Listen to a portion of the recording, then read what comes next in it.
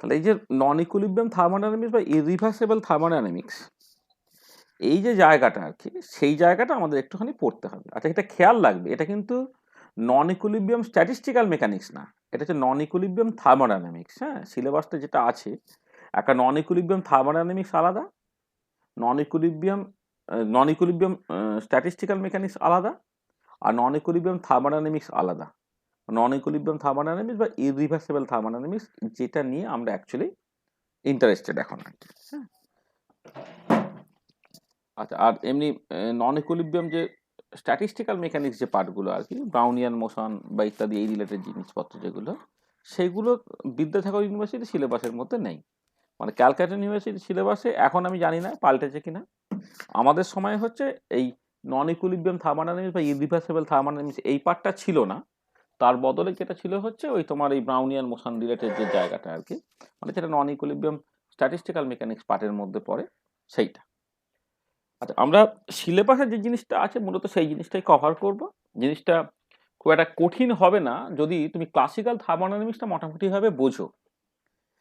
Classical থার্মোডাইনামিক্সটা যদি বুঝে নাও, তার তো বেসিক প্রিন্সিপালসগুলোকে আছে। এবারে উইথ সার্টেন অ্যাপ্রক্সিমেশনস আমরা চেষ্টা করব যে কোনো একটা ইরিভার্সিবল প্রসেস বা নন ইকুইলিব্রিয়াম প্রসেসে তুমি কেমন করে এই কনসেপ্ট অফ ক্লাসিক্যাল থার্মোডাইনামিক্সটাকে ইউজ করতে পারো বা ইকুইলিব্রিয়াম থার্মোডাইনামিক্সটাকে ইউজ করতে পারো আর কি।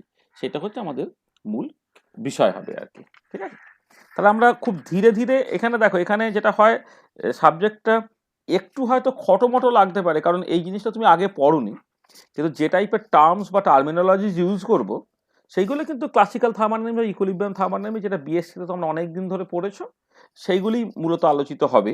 হ্যাঁ, এবারে আমরা আন্ডার সার্টেন অ্যাপ্রক্সিমেশন বা কনসেপ্ট লোকাল ইকুইলিব্রিয়াম বলে একটা কনসেপ্ট জাস্ট ইন্ট্রোডিউস করবো। হ্যাঁ, সেখানে দেখবে তুমি ওই বেসিক্যালি ইকুইলিব্রিয়াম থার্মোডাইনামিক্সের প্রপার্টিগুলিকে ইউজ করছো, এবং একটা রেট রিলেটেড বা ট্রান্সপোর্ট রিলেটেড যে সমস্ত ফেনোমেনন, যেগুলোকে ট্রান্সপোর্ট ফেনোমেনন বলে আর কি, সেখানে তোমার principles of equilibrium thermodynamics use করতে কোথায় অ্যাকচুয়ালি কি সমস্যা হচ্ছে, সেটা নিয়েও হচ্ছে আমরা দু চারটে কথাবার্তা বলবো। তো আজকে বেসিক্যালি লেকচার 1। আচ্ছা, আজকে তোমার তারিখ হচ্ছে 30।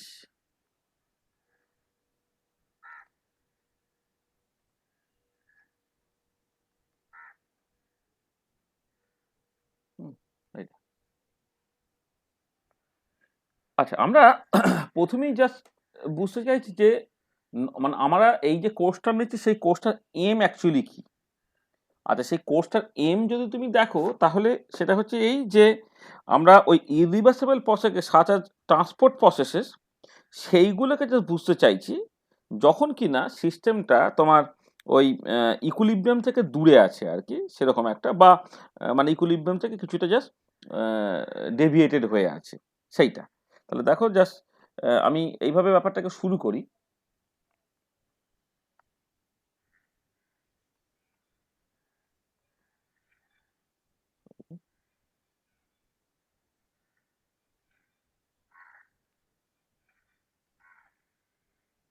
The aim of irreversible thermodynamics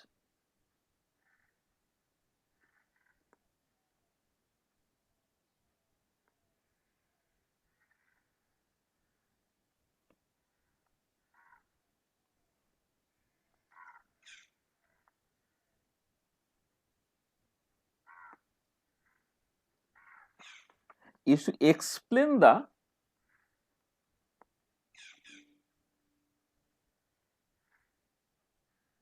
irreversible processes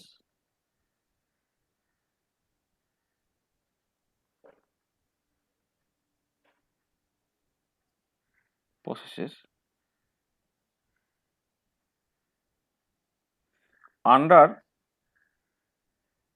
not far from equilibrium, আর নন ইকুইলিব্রিয়াম প্রসেস বা ইরিভার্সিবল প্রসেস কিন্তু ইকুইলিব্রিয়াম থেকে অনেকটা দূরে নয়। হ্যাঁ, under not far from equilibrium condition so that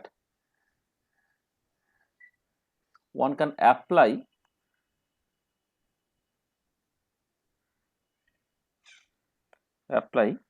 the principles of equilibrium thermodynamics.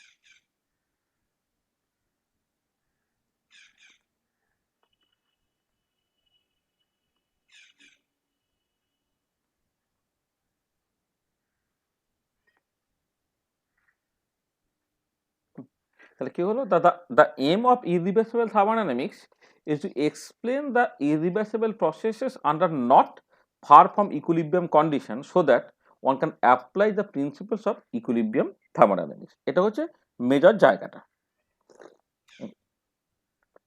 আচ্ছা, আসলে এই আমি ইকুইলিব্রিয়াম থার্মোডাইনামিক্স যেটা বিএসসি তে মূলত পড়া হয়েছে, সেই ইকুইলিব্রিয়াম থার্মোডাইনামিক্সের সঙ্গে অ্যাকচুয়ালি ইরিভার্সিবল থার্মোডাইনামিক্সের তার যে মূল তফাৎটা সেটা আমি আসবো। তার আগে আমি অ্যাকচুয়ালি দেখে নিতে চাইছি যে ইরিভার্সিবল প্রসেস সেগুলো অ্যাকচুয়ালি মানে তার কতগুলো এক্সাম্পল আর কি, স্পেসিফিক এক্সাম্পল, সেইগুলো নিয়ে জাস্ট একটু কথাবার্তা বলবো আর কি।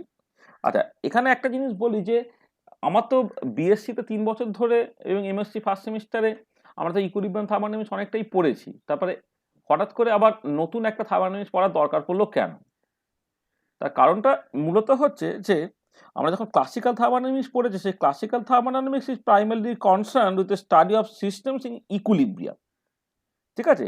এবং সেই জন্য আমরা মোটামুটিভাবে যখন আইসোলেটেড সিস্টেম বা ক্লোজ সিস্টেম সেই ধরনের সিস্টেমের ক্ষেত্রেই হচ্ছে, মানে অন্ততপক্ষে ধরো হয়তো তুমি সিস্টেম অফ ভেরিয়েবল কম্পোজিশন পড়েছো তোমাদের ওই বিভিন্ন রকমের কেমিক্যাল ইকুইলিব্রিয়াম, ফেজ ইকুইলিব্রিয়াম, হ্যানাতান ইত্যাদি বোঝার জন্য আর কি। কিন্তু ওভারঅল সিস্টেমটা কিন্তু ক্লোজড, অর্থাৎ তুমি বাইরের বাউন্ডারিটা সেটা কিন্তু লিক প্রুফ ছিল, সেইখান থেকে যে কোনো কিছু চলে যাচ্ছে সেই ব্যাপারগুলো তুমি কিন্তু কনসিডার করছিলে না আর কি, ঠিক আছে? তাহলে ক্লাসিক্যাল থার্মোডাইনামিক্স সেটা কি করে একটুখানি বলে নিই, তাহলে ইরিভার্সিবল থার্মোডাইনামিক্স বা নন ইকুইলিব্রিয়াম থার্মোডাইনামিক্সের সঙ্গে তুমি তফাৎটাকে করতে পারবে। তাহলে equilibrium thermodynamics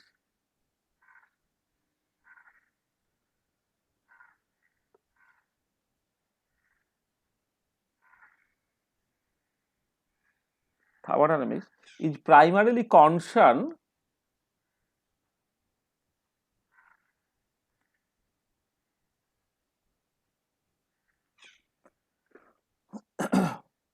with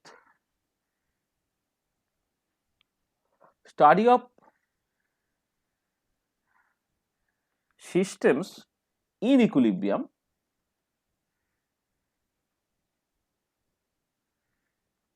and hence is applicable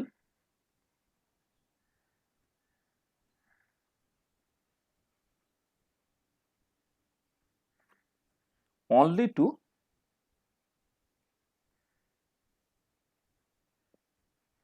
isolated and closed systems.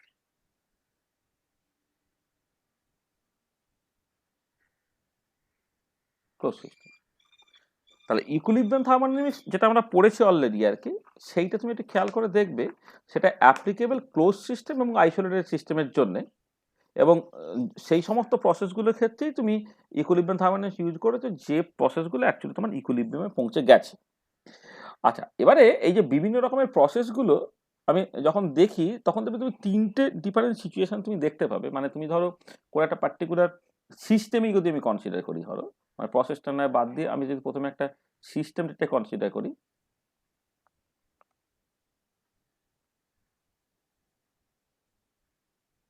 যে একটা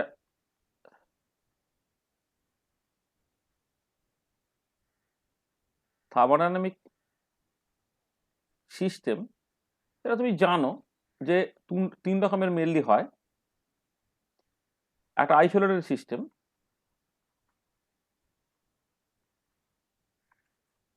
একটা হচ্ছে তোমার ক্লোজ সিস্টেম, আর একটা ওপেন সিস্টেম। এগুলো তোমার জানা আছে। তাহলে ক্লাসিক্যাল থার্মোডাইনামিক্সটা ব্যবহৃত হচ্ছে তোমার আইসোলেটেড সিস্টেমের জন্য তুমি ইকুইলিব্রিয়াম থার্মোডাইনামিক্স ব্যবহার করতে পারবে, ক্লোজ সিস্টেমের জন্য তুমি ব্যবহার করতে পারবে। তাহলে এই দুটোর জন্য তুমি ইকুইলিব্রিয়াম থার্মোডাইনামিক্স ব্যবহার করবে। যখন ওপেন সিস্টেম হয়ে যাবে তখন তোমাকে অ্যাকচুয়ালি নন ইকুইলিব্রিয়াম থার্মোডাইনামিক্স বা ইরিভার্সিবল থার্মোডাইনামিক্স ইউজ করতে হবে। আর আইসোলেটেড সিস্টেমের ক্ষেত্রে তুমি এটা জানো যে এনার্জি আর মাস বা ম্যাটার দুজনেই হচ্ছে কনস্ট্যান্ট থাকে। হ্যাঁ, মানে বেসিক্যালি আমার বাউন্ডারিটা এমন যাতে করে সিস্টেম থেকে সারাউন্ডিংয়ে বা সারাউন্ডিং থেকে সিস্টেমে এনার্জি বা ম্যাটার কেউ ঢুকতে পারবে না বা বেরোতে পারবে না। আর এর ক্ষেত্রে এটা বাউন্ডারিটা তোমার হতে হবে কি, বাউন্ডারিটা তোমার ধরো এনার্জি ট্রান্সফার হতে পারবে না, অ্যাজ এ হিট এবং ওয়ার্ক কোনো রকমভাবে ট্রান্সফার হতে পারবে না বলে তোমার বাউন্ডারি রিজিড হতে হবে, যাতে করে এক্সপানশন কম্প্রেশন না হয়। এক্সপানশন কম্প্রেশন না হলেই তোমার ওয়ার্ক হবে না। অ্যাডায়াবেটিক হতে হবে বাউন্ডারিটাকে। এটা। আর অবশ্যই লিক প্রুফ হতে হবে, লিক প্রুফ বাউন্ডারি হতে হবে।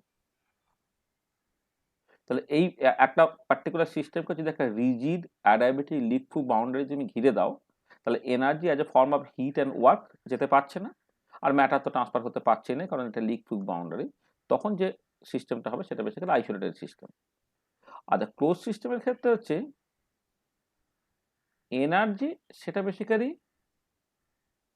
ভেরিয়েবল হয়ে গেল, অর্থাৎ এনার্জিটা এক কথা বাউন্ডারি ট্রান্সফার হতে পারবে, কিন্তু ম্যাটারটা সেটা কিন্তু কনস্ট্যান্ট। অর্থাৎ বাউন্ডারিটা এমন যাতে করে হচ্ছে তোমার ম্যাটার ট্রান্সফার হতে পারবে না, কিন্তু energy as a form of heat or work তোমার ট্রান্সফার হতে পারে আর কি। তাহলে এই পার্টিকুলার কেসে বাউন্ডারিটা কেমন হতে হবে না, লিক প্রুফটা গ্যারেন্টেড,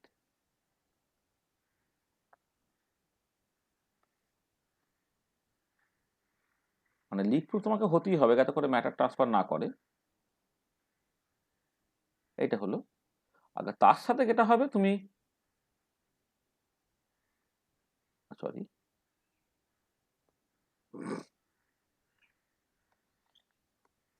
এর সাথে যেটা তোমার হবে যে ধরো রিজিড হলে তাকে ডায়াথার্মাল হতে হবে, এটা নন রিজিড হলে তাকে অ্যাডায়াবেটিক হলেও চলবে, অথবা হচ্ছে নন রিজিড অ্যান্ড ডায়াথার্মাল হলেও চলবে। কি হলো দেখো, যখন তোমার ক্লোজ সিস্টেম হচ্ছে energy as a form of heat অথবা ওয়ার্ক অথবা বোথ ট্রান্সফার হতে পারে, তো তাহলে এনার্জি যদি তুমি মনে করো যে শুধুমাত্র হিট হিসেবে ট্রান্সফার করবে, ওয়ার্ক হিসেবে নয়, তাহলে সেটা রিজিড এবং ডায়াথার্মাল হতে হবে। যদি তুমি বলো যে এনার্জিটা তোমার ওয়ার্ক হিসেবে ট্রান্সফার হতে পারবে, হিট হিসেবে নয়, তাহলে সেটা অ্যাডায়াবেটিক এবং নন রিজিড হতে হবে। আর যদি তুমি যদি দাবি করো যে হিট এবং ওয়ার্ক তোমার দুরকম ভাবেই এনার্জিটা ট্রান্সফার হতে পারে, তখন তাকে নন রিজিড এবং ডায়াথার্মাল হতে হবে। আর ওপেন সিস্টেম যখন, এই ওপেন সিস্টেমের ক্ষেত্রে যেটা হচ্ছে যে তোমার এনার্জি এবং ম্যাটার দুজনেই ভেরিয়েবল, এনার্জি অ্যান্ড ম্যাটার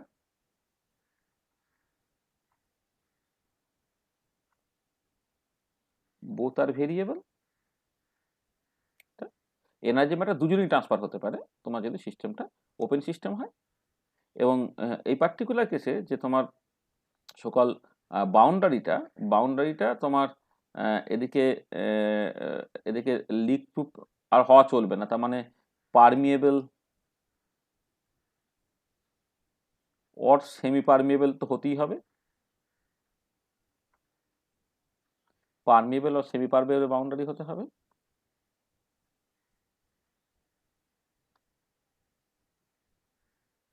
এইটা। আর তার সাথে যেটা হতে হবে যে এই তোমার এই দুটোর মধ্যে একটা তোমাকে অ্যালাউড হতেই হবে, মানে নন রিজিড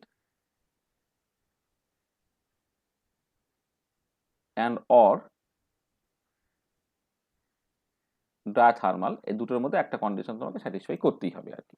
দেখে মানে যেটা আমি মানে এখানে জায়গা নেই বলে লিখলাম না, যে ওপেন সিস্টেমের ক্ষেত্রে হচ্ছে তোমার এনার্জি ম্যাটার তো ট্রান্সফার হতে পারবে, অর্থাৎ সিস্টেমটা পারমিয়েবল বা সেমি পারমিয়েবল হতে হবে, এবং তার সঙ্গে সঙ্গে যেটা দরকার হচ্ছে তাকে এই নন রিজিড এবং ডায়াথার্মালের মধ্যে যে কোনো একটা কন্ডিশন স্যাটিসফাই করতে হবে। মানে নন রিজিড হতে মানে ওটা যদি রিজিড হয় তাহলে ওটাকে ডায়াথার্মাল হতেই হবে, আবার উল্টো দিকে ওটা যদি তোমার অ্যাডায়াবেটিক হয় তাহলে এটা নন রিজিড হতে হবে, অথবা দুটোই একসাথে তোমার থাকতে পারে আর কি। তাহলে তোমার এনার্জি এবং ম্যাটার দুটোই ট্রান্সফার হতে পারবে, সেটা হচ্ছে তোমার বেসিক্যালি ওপেন সিস্টেম। আচ্ছা, আচ্ছা, এবারে এই যে থার্মোডাইনামিক সিস্টেমটা, এই থার্মোডাইনামিক সিস্টেমটা তো ডিফাইন করবে তুমি কতগুলো প্যারামিটার বা প্রপার্টিজ দিয়ে। এবার সেই প্রপার্টিজের ভ্যালুগুলো কি থাকছে তোমাকে একটু বুঝতে হবে, মানে তোমাকে দেখতে হবে যে ওই পার্টিকুলার সিস্টেমের জন্য বিভিন্ন যে ইন্টেনসিভ প্রপার্টি, ধরো তার টেম্পারেচার, তার প্রেশার, তার ভলিউম, এগুলো তুমি ডিফাইন করতে পারছো কি পারছো না। হুম, সেই মতো করে তুমি যখন একটা থার্মোডাইনামিক স্টেট কনসিডার করবে, নেক্সট চলে এলাম ধরো একটা thermodynamic state.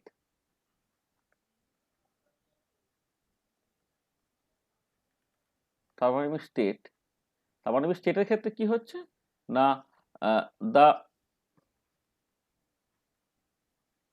properties that defines the system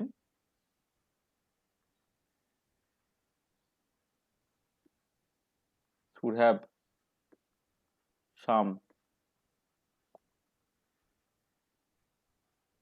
well defined values.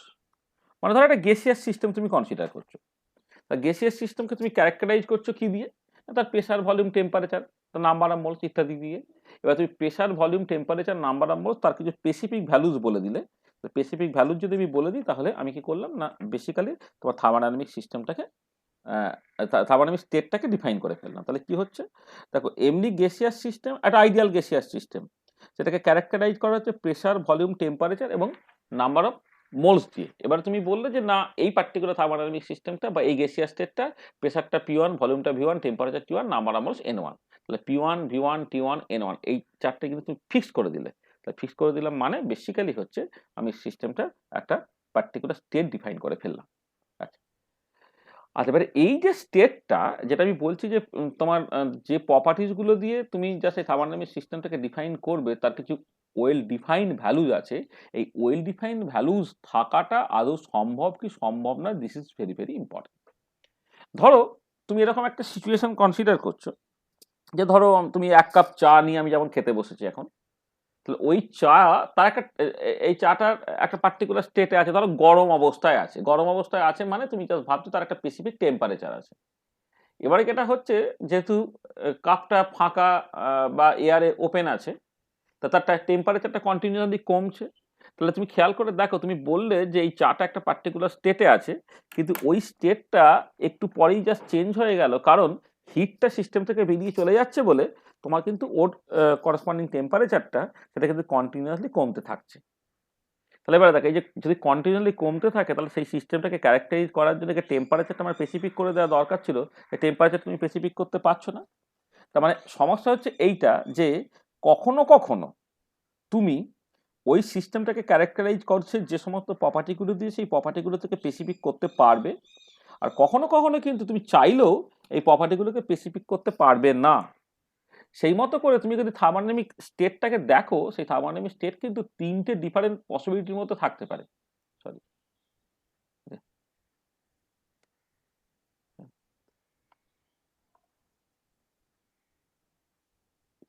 Thermodynamic স্টেটটা 3টে ডিফারেন্ট পসিবিলিটির মধ্যে থাকতে পারে। কিরকম সেটা?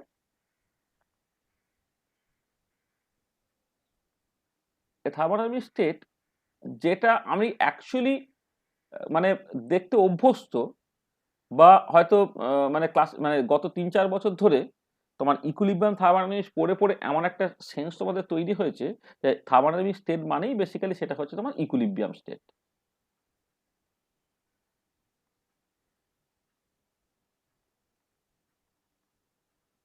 Equilibrium state. আচ্ছা, এবারে যখন তুমি ইকুইলিব্রিয়াম স্টেট বলো, ইকুইলিব্রিয়াম স্টেটের ডেফিনেশনটা বেসিক্যালি কি? না, ইকুইলিব্রিয়াম স্টেটের ক্ষেত্রে হচ্ছে এই যে এই যেটা আমি বলছি যে কোনো একটা থার্মোডাইনামিক সিস্টেমকে বা তার একটা পার্টিকুলার স্টেটকে ডিফাইন করার জন্য যে সমস্ত প্রপার্টিজ বা ক্যারেক্টারিস্টিক ফিচার্স লাগে, তাদের ভ্যালুগুলো যদি তোমার ফিক্সড হয়ে যায় without the help of any external agencies, তাহলে সেই স্টেটটাকে বলা হবে ইকুইলিব্রিয়াম স্টেট। তাহলে ইকুইলিব্রিয়াম স্টেটটা কি? না, ইকুইলিব্রিয়াম স্টেটটা হচ্ছে যে when the properties that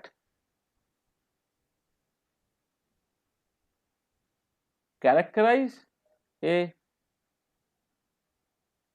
particular state of a system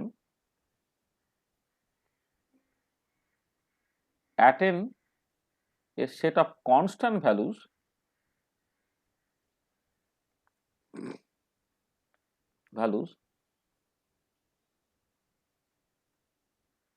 without the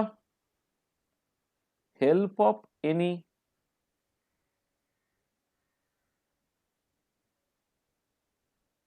external agencies. When the properties that characterize a particular state of a system attain a set of constant values without the help of any external agencies, then we say that the system is in a equilibrium state. তখন আমি বলবো সিস্টেমটা একটা equilibrium স্টেটে পৌঁছে গেছে। একটা example দিলে তুমি ভালো করে ব্যাপারটা বুঝতে পারবে। ধরো আমার এই বাইরের যে বাউন্ডারিটা সেটা তোমার অ্যাডিয়াবেটিক বাউন্ডারি, এটা বাউন্ডারি আছে অ্যাডিয়াবেটিক এনক্লোজারের মধ্যে আছে। বা আমি অন্যরকম ভাবে বললে অ্যাডিয়াবেটিক বাউন্ডারির থেকেও বড় কথা হচ্ছে আমি টোটাল সিস্টেমটা ধরো আইসোলেটেড সিস্টেম, মানে ওভারঅল সিস্টেম যেটা, ওভারঅল সিস্টেমটা ধরে নাও এটা একটা আইসোলেটেড সিস্টেম। মানে আইসোলেটেড সিস্টেম মানে তোমার বেসিক্যালি হচ্ছে বাউন্ডারিটা তোমার রিজিড, বাউন্ডারিটা অ্যাডিয়াবেটিক, বাউন্ডারিটা লিক প্রুফ, তাহলে ওভারঅল সিস্টেমটা একটা আইসোলেটেড সিস্টেম হয়ে গেল। এবার এই যে সিস্টেমটা, এই ওভারঅল সিস্টেমটা বেসিক্যালি দুটো সাব সিস্টেমের কম্বিনেশন। এবার ধরে নাও এই যে ভেতরের বাউন্ডারিটা, এই ভেতরের বাউন্ডারিটা সেইটা কিন্তু তোমার সবাইকে ট্রান্সফার হতে দেয়। সবাইকে ট্রান্সফার হতে দেয় মানে হচ্ছে ধরো আমি এই ভেতরের বাউন্ডারিটা তোমার ডায়াথার্মাল, ভেতরের বাউন্ডারিটা ধরে নাও তোমার একটা মানে পারমিয়েবল, ভেতরের বাউন্ডারিটা ধরে নাও তোমার নন রিজিড, বাইরের বাউন্ডারিটা অ্যাডিয়াবেটিক, লিক প্রুফ, রিজিড, কিন্তু ভেতরের বাউন্ডারিটা ডায়াথার্মাল, পারমিয়েবল এবং নন রিজিড। এবার ধরে নাও কোনো একটা পিওর সাবস্টেন্সই না হয় আছে, তা পিওর সাবস্টেন্স যদি থেকে যায় তাহলে এই দিকে ধরে নাও একটা টেম্পারেচার আছে T1, ধরে নাও প্রেশার আছে P1, R number of moles আছে ধরে নাও তোমার N1। আচ্ছা এখানে নাম্বার অফ মোলসের থেকে বড় কথা হচ্ছে কেমিক্যাল পোটেনশিয়াল ধরে নাও μ1, এর একটা কেমিক্যাল পোটেনশিয়াল আছে ধরে নাও তোমার μ1 বাঁ দিকটাতে। আচ্ছা ডান দিকে তোমার টেম্পারেচার ছিল T2, প্রেশার ছিল P2, আর ধরে নাও কেমিক্যাল পোটেনশিয়াল আছে μ2। আচ্ছা এবারে এই বাউন্ডারি দিয়ে যদি সবকিছুই তুমি অ্যালাউ করে দাও, একটা সময় আসবে, একটা সময় আসবে যখন কি হবে, যখন তুমি দেখবে যে এই এই যে তোমার মানে যেটা এমনিতে ব্যাপারটা কি যে যদি যেভাবে ব্যাপারটা তুমি করেছো তাতে এই যে টেম্পারেচার গুলো দুদিকে আলাদা, প্রেশার গুলো দুদিকে আলাদা, এরকম যদি সিচুয়েশন হয় তাহলে তো তোমার ধরো টেম্পারেচার বেশি হলে হাই টেম্পারেচার থেকে লো টেম্পারেচারের দিকে তোমার হিট যাবে, প্রেশার বেশি হলে ধরে নাও লো প্রেশার, হাই প্রেশার থেকে লো প্রেশারের দিকে তোমার বাউন্ডারিটা মুভ করবে। বা কেমিক্যাল পোটেনশিয়াল একদিকে বেশি একদিকে কম হলে তুমি জানো কেমিক্যাল পোটেনশিয়াল যে মেজার অফ এসকেপিং টেন্ডেন্সি, অর্থাৎ ম্যাটারটা তোমার একদিক থেকে আরেক দিকে তোমার ফ্লো করবে এইটা। আচ্ছা এবার তুমি যখন সাফিসিয়েন্ট টাইম অ্যালাউ করে দিলে কি হলো, দেখলে যে এই যে সিস্টেমটা আছে তোমার এদিকে যা টেম্পারেচার এদিকে টেম্পারেচার একই হয়ে গেছে, এদিকে যে প্রেশার এদিকে প্রেশারটা তোমার একই হয়ে গেছে, এদিকে যে কেমিক্যাল পোটেনশিয়াল এদিকে কেমিক্যাল পোটেনশিয়াল তোমার একই হয়ে গেছে। তাহলে কি হলো না, আমি ওভারঅল সিস্টেমটা আইসোলেটেড, তাহলে ওভারঅল সিস্টেমটা আইসোলেটেড মানে তুমি কিন্তু বাইরের কোনো সাহায্য নিচ্ছ না। এই যেখানে লেখা আছে না without the help of any external agencies, অর্থাৎ বাইরের কোনো সাহায্য তুমি নিচ্ছ না। এবারে এই ভেতরের বাউন্ডারিটা ডায়াথার্মাল, পারমিয়েবল এবং নন রিজিড হয়ে যাওয়ার জন্য তোমার হিটটা ট্রান্সফার হতে পারছে, তোমার বেসিক্যালি পিস্টনটা এদিক ওদিক মুভ করতে পারছে, বা বাউন্ডারিটা এদিক ওদিক মুভ করতে পারছে, বা ম্যাটারটা ট্রান্সফার হতে পারছে। এবার তুমি সাফিসিয়েন্ট টাইম অ্যালাউ করলে তুমি দেখবে এই ওভারঅল সিস্টেমটা টেম্পারেচার ফিক্সড হয়ে গেছে, প্রেশার ফিক্সড হয়ে গেছে, কেমিক্যাল পোটেনশিয়াল ফিক্সড হয়ে গেছে। তাহলে এই যে temperature, pressure, chemical potential fixed হয়ে গেল, তার মানে আমি বললাম এই সিস্টেমটা বেসিক্যালি একটা থার্মোডাইনামিক ইকুইলিব্রিয়াম স্টেটে জাস্ট পৌঁছে গেছে। সেই ইকুইলিব্রিয়াম স্টেট হচ্ছে এইটা যে তোমার এই যে টেম্পারেচার, প্রেশার, কেমিক্যাল পোটেনশিয়াল যা দিয়ে তুমি বেসিক্যালি সিস্টেমটাকে ক্যারেক্টারাইজ করছো, হোয়েন দ্য প্রপার্টিজ, প্রপার্টিজ মানে না এখানে খেয়াল রাখবে যে এইখানে প্রপার্টিজ মানে আমরা মূলত কিন্তু ইন্টেনসিভ প্রপার্টিগুলিকেই মানে করি। হ্যাঁ, এক্সটেন্সিভ প্রপার্টিগুলোর মানে অ্যাকচুয়ালি অতটা ইম্পর্টেন্ট না। এক্সটেন্সিভ প্রপার্টিগুলো এই ইকুইলিব্রিয়ামকে কন্ট্রোল করতে না কোনো রকমভাবে রেসপন্সিবল নয় আর কি। তাহলে আমি এখানে ওই মানে প্রপার্টিজ মানে ইউজুয়ালি ইন্টেনসিভ প্রপার্টিকেই বুঝি আর কি। দেখো টেম্পারেচার, প্রেশার, কেমিক্যাল পড়েন তারা সব ইন্টেনসিভ প্রপার্টিজ। তো হয় the intensive properties that characterise a particular state of a system at a set of constant values without the help of any external agency, then we say the system is at equilibrium state. আচ্ছা এবারে এই যে thermodynamic স্টেটটা তুমি consider করলে আর এক রকমের situation হতে পারে যেটাকে বলছে আমার স্টেডি স্টেট। আচ্ছা স্টেডি স্টেটের ব্যাপারটা কি না, এক্ষেত্রেও হচ্ছে এক বা একাধিক ইন্টেনসিভ প্রপার্টি একটা কনস্ট্যান্ট ভ্যালুতে পৌঁছাবে, তখন কিন্তু without the help of any external agency নয়, with the help of any external agency. তাহলে একটা এক্সাম্পল দিলে তুমি ভালো করে বুঝতে পারবে। ধরো তুমি একটা ইলেকট্রিক হিটার তুমি নিয়েছো, তাহলে ইলেকট্রিক হিটার তুমি যখন সুইচ অন করলে তুমি দেখলে কি তার টেম্পারেচারটা বাড়ছে আস্তে আস্তে আস্তে আস্তে, কিন্তু একটা সময়ের পরে দেখবে তার টেম্পারেচারটা কনস্ট্যান্ট হয়ে যাচ্ছে। তাই যখন টেম্পারেচারটা কনস্ট্যান্ট হয়ে গেল তখন অ্যাকচুয়ালি কি ঘটছে না, যে রেটে তোমার বেসিক্যালি হিটটা আসছে হিটারে, সেই একই রেটে হিটটা জাস্ট বেরিয়ে যাচ্ছে, যাতে করে হচ্ছে তোমার ওভারঅল টেম্পারেচারটা কনস্ট্যান্ট হয়ে যেতে পারছে। বা ধরো কোন একটা পাইপ দিয়ে জল যাচ্ছে, এবারে কোন একটা পার unit time per unit cross sectional এরিয়াতে যতখানি তোমার বেসিক্যালি ওই জল আসছে বা ফ্লুইড আসছে ঠিক ততটাই যদি বেরিয়ে যায়, তাহলে সকল ফ্লাক্স যেটা মানে basically amount flows per unit time per unit cross sectional area, সেটা বেসিক্যালি কনস্ট্যান্ট হয়ে গেল। সেইটাকে তুমি জাস্ট বলতে পারো যে একটা steady state, this is not the equilibrium state. তাহলে স্টেডি স্টেটের ক্ষেত্রে যেটা হচ্ছে যে ওই এক বা একাধিক intensive property at constant value with the help of any external agency.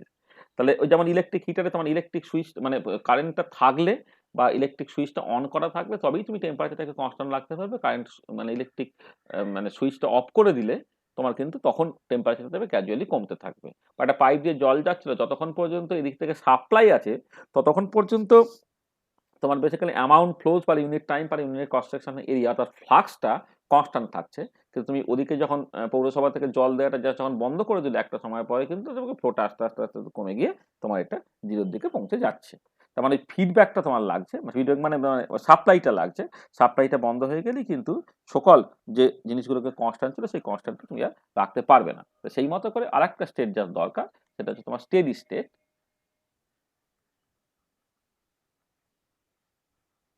এই অ্যাকচুয়ালি ইরিভার্সিবল থার্মোডাইনামিক্স বা নন ইকুইলিব্রিয়াম থার্মোডাইনামিক্সের ডিসকাশনে এই steady state is very very important. কারণ আমরা যা কিছু করব, আমরা তো ইকুইলিব্রিয়াম স্টেট হলে এই ইকুইলিব্রিয়াম স্টেট যখন তুমি তখন এই পার্টিকুলার কেসে অ্যাপ্লাই করতে পারছো কি, অ্যাপ্লাই সকল equilibrium thermodynamics.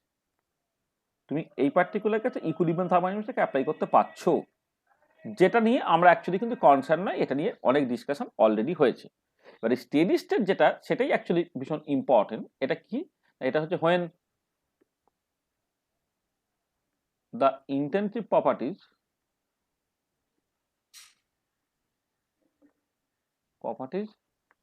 of a system attain a set of constant values with the help of any external agencies, with the help of any external agencies, then we say that the system is at steady state। তখন আমি বলবো সিস্টেমটা তোমার basically steady state আছে। তাহলে এই steady state যখন আসবে তখন মজাটা দেখো, তুমি এই পার্টিকুলার কেসে এই টেম্পারেচার, প্রেসার, কেমিক্যাল প্রসেস এগুলো ডিফাইন করতে পারবে। হ্যাঁ, মানে ধরো আমি একটা এক্সাম্পল, আরে ঠিক আছে মানে বাদ দাও, তুমি ধরো আমি ইলেকট্রিক হিটারের ক্ষেত্রেই যেটা বললাম আর কি, সেই পার্টিকুলার কেসে তুমি কিন্তু টেম্পারেচারটা ডিফাইন করতে কোনো অসুবিধা হচ্ছে না। কিন্তু এই পার্টিকুলার কেসে যেটা ব্যাপার সেটা হচ্ছে যে তোমার সামহাউ আর কি কোনো একটা ফিডব্যাক আছে, হয়তো মানে কোনো একটা জায়গাতে কোনো একটা জিনিস ঢুকলো, আবার কোনো একটা জিনিস ধরো বেরোলো আর কি। হ্যাঁ, তখন তোমার জিনিসটা কনস্ট্যান্ট থাকছে আর কি এটা। তাহলে এই স্টেডি স্টেট যখন তোমার হবে তখন কিন্তু তোমাকে এইখানে একটা ইউজ করতে হবে, এইটা কিন্তু নন ইকুইলিব্রিয়াম থার্মোডাইনামিক্স, এটাই কিন্তু তোমাকে ইউজ করতে হবে। এই পার্টিকুলার কেসে তোমাকে অ্যাপ্লাই করবে কি, অ্যাপ্লাই করবে নন ইকুইলিব্রিয়াম থার্মোডাইনামিক্স বা তোমার সকল স্ট্যাটিস্টিক্যাল নন ইকুইলিব্রিয়াম থার্মোডাইনামিক্স বা ইরিভার্সিবল থার্মোডাইনামিক্স, সেটা তোমাকে ইউজ করতে হবে।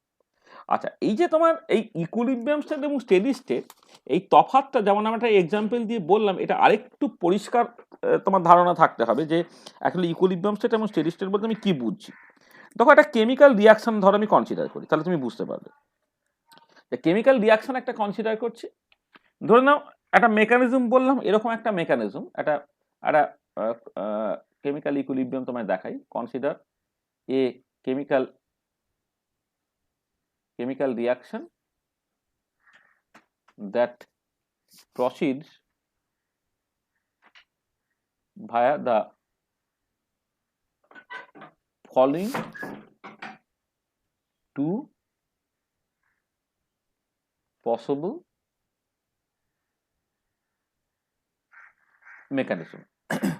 Consider chemical reaction that proceed by the following two possible mechanism. ধরো একটা আমি এরকম বলছি যে এ ঠিক আছে প্লাস বি, ধরে নাও এইটা হচ্ছে তোমার এক্স, এ প্লাস বি রিভার্সিবল রিয়াকশনের থ্রু দিয়ে তোমার এক্স হচ্ছে। তাহলে এই পার্টিকুলার কেসে যেটা হচ্ছে এই যে rate of formation of X আর rate of disappearance of X, এই দুটো যখন সমান হয়ে যাচ্ছে তখন একটা ইকুইলিব্রিয়াম অ্যাটেন্ড করছে। মানে তুমি জানো যে এই পার্টিকুলার রিয়াকশনে শুরুতে এ প্লাস বি থেকে এক্স তৈরি হবে, অর্থাৎ শুধু ফরওয়ার্ড রিয়াকশন ঘটবে। এবারে শুরুতে এক্স কিছু ছিল না বলে ব্যাকওয়ার্ড রিয়াকশন ঘটছিল না। এবার তুমি আস্তে আস্তে সময় যেতে দাও, তখন কি হবে না এক্স তোমার সকল এ আর বিতে ফিরে আসবে ভায়া ব্যাকওয়ার্ড রিয়াকশন। এবার সাফিসিয়েন্ট টাইমে অ্যালাউ করো, একটা সময় দেখবে যে রেটে তোমার এ প্লাস বি থেকে এক্স তৈরি হচ্ছে ঠিক সেই রেটেই হচ্ছে এক্স থেকে এ প্লাস বি ফিরে আসছে। তাহলে তখন সিস্টেমটা দেখবে সাফিসিয়েন্ট টাইমে অ্যালাউ করলে তোমার বেসিক্যালি ইকুইলিব্রিয়ামে পৌঁছে গেল। তখন যেটা হবে যে ধরো এখানে এ বি এ তাদের কেমিক্যাল পটেনশিয়ালগুলো সমান হয়ে যাবে, বা তুমি বলতে পারো এদের মানে এ বি এবং তাদের কনসেন্ট্রেশনগুলো কনস্ট্যান্ট হয়ে যাবে, কনসেন্ট্রেশনগুলো সময়ের সাথে সাথে পাল্টাবে না। তাহলে এই যে পার্টিকুলার কেসটা আর কি, যে মানে এই মেকানিজমে তাহলে যদি সাফিসিয়েন্ট টাইম তুমি অ্যালাউ করো, if sufficient time is allowed, then concentration of A, B and X will become constant. A, B, X তাদের কনসেন্ট্রেশন কনস্ট্যান্ট হয়ে যাবে। আমি কি বলবো, then we say that an equilibrium is established.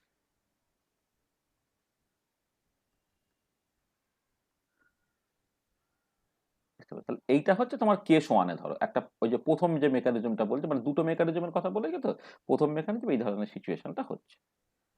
আর একটা mechanism ধরো আমি এইরকম ভাবে লিখছি, এ প্লাস বি রিভার্সেবল দিয়ে এক্স হলো, আর এক্সটা ধরো তোমার ভেঙে গিয়ে তোমার অন্য একটা সকল কোন একটা প্রোডাক্ট বা কিছু একটা তোমার তৈরি করছে। আচ্ছা আচ্ছা ঠিক আছে, আমার প্রোডাক্টই বলছি, প্রোডাক্ট ধরো তৈরি করছে।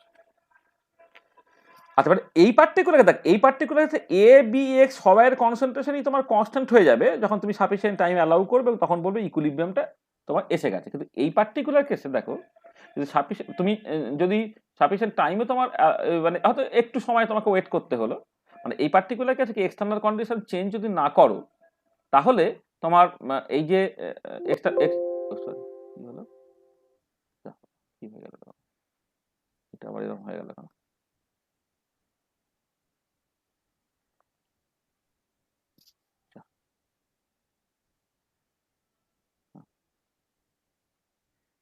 হ্যাঁ, আর বলছি কিন্তু এক্সটার্নাল কন্ডিশন তুমি চেঞ্জ না করো, তাহলে এখানে এ বি আর এক্স এর কনসেন্ট্রেশন যখন একবার ফিক্সড হয়ে গেল সেটা কোনোভাবে পাল্টাচ্ছে না। কিন্তু এই পার্টিকুলার কেসে দেখো, এই পার্টিকুলার কেসে হচ্ছে এক্স তার কনসেন্ট্রেশনটা কিন্তু একটা সময়ের পরে কিন্তু ফিক্সড হয়ে যাবে। তখন যেটা হচ্ছে যে এই এ বি তাদের এই যে সকল সকল যেটা আমি ইকুইলিব্রিয়াম স্টেপ বা রিভার্সেবল স্টেপ বলছি, সেইখান থেকে তোমার এক্স কিছুটা তৈরি হবে, আবার এক্স কিন্তু অ্যাট দ্য সেম টাইম সে কিন্তু তোমার প্রোডাক্টে ভেঙেও যাবে।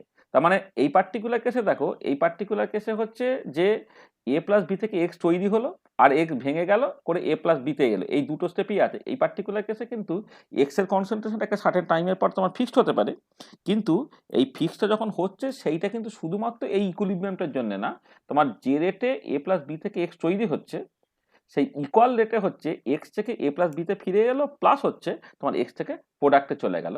তাহলে এই পার্টিকুলার কেসে দেখবে যে এই এক্স এর কনসেন্ট্রেশনটা কিন্তু একদম আনলিমিটেড টাইম ধরে কনস্ট্যান্ট থাকবে না, একটা সার্টেন সময় ধরে কনস্ট্যান্ট থাকবে। এবার একটা সময় হবে যখন তুমি দেখবে যে এ প্লাস বি আস্তে আস্তে কমে যাচ্ছে, হ্যাঁ, তখন হচ্ছে এ প্লাস বি থেকে এক্স যাওয়া এই ফিডব্যাকটা তুমি সেইভাবে পাচ্ছ না, মানে সাপ্লাইটা তুমি সেই রকম ভাবে পাচ্ছ না, তখন কিন্তু এক্স এর কনসেন্টটা কমে কমে কমে কমে কমে কমে একটা সময়ের পরে কিন্তু তোমার জিরো এসে পৌঁছে যাবে। তাহলে এই পার্টিকুলার কেসে কিন্তু তোমার সকল স্টেডি স্টেপটা একটা সার্টেন টাইম জুড়ে কিন্তু তোমার স্টেডি স্টেপটা থাকবে। তাহলে in this case concentration of x may become constant only for certain finite time interval. In this case, concentration of X may become constant only for certain time interval. হ্যাঁ, এবারে দেখ এই পার্টিকুলার কেসে কিন্তু এই যে which the equilibrium state is established, এখানে একটা কথা অ্যাডিশনাল উল্লেখ করে দিই যে if external condition remain unchanged, external condition change না করা হয়, this equilibrium will remain as it is forever. এইটা কিন্তু এই পার্টিকুলার কেসে এই এক্স এর কনসেন্ট্রেশনটা কনস্ট্যান্ট থাকছে only for a certain time interval. এইটা এইটা তাহলে in a long time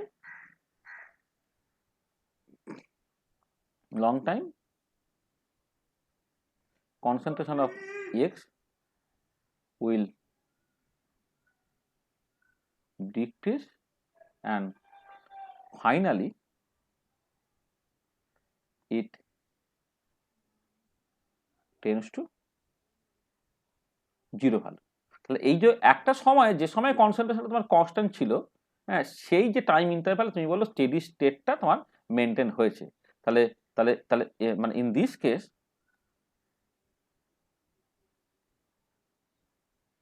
steady state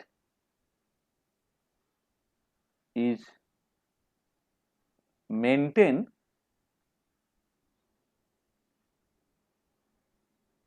only along a finite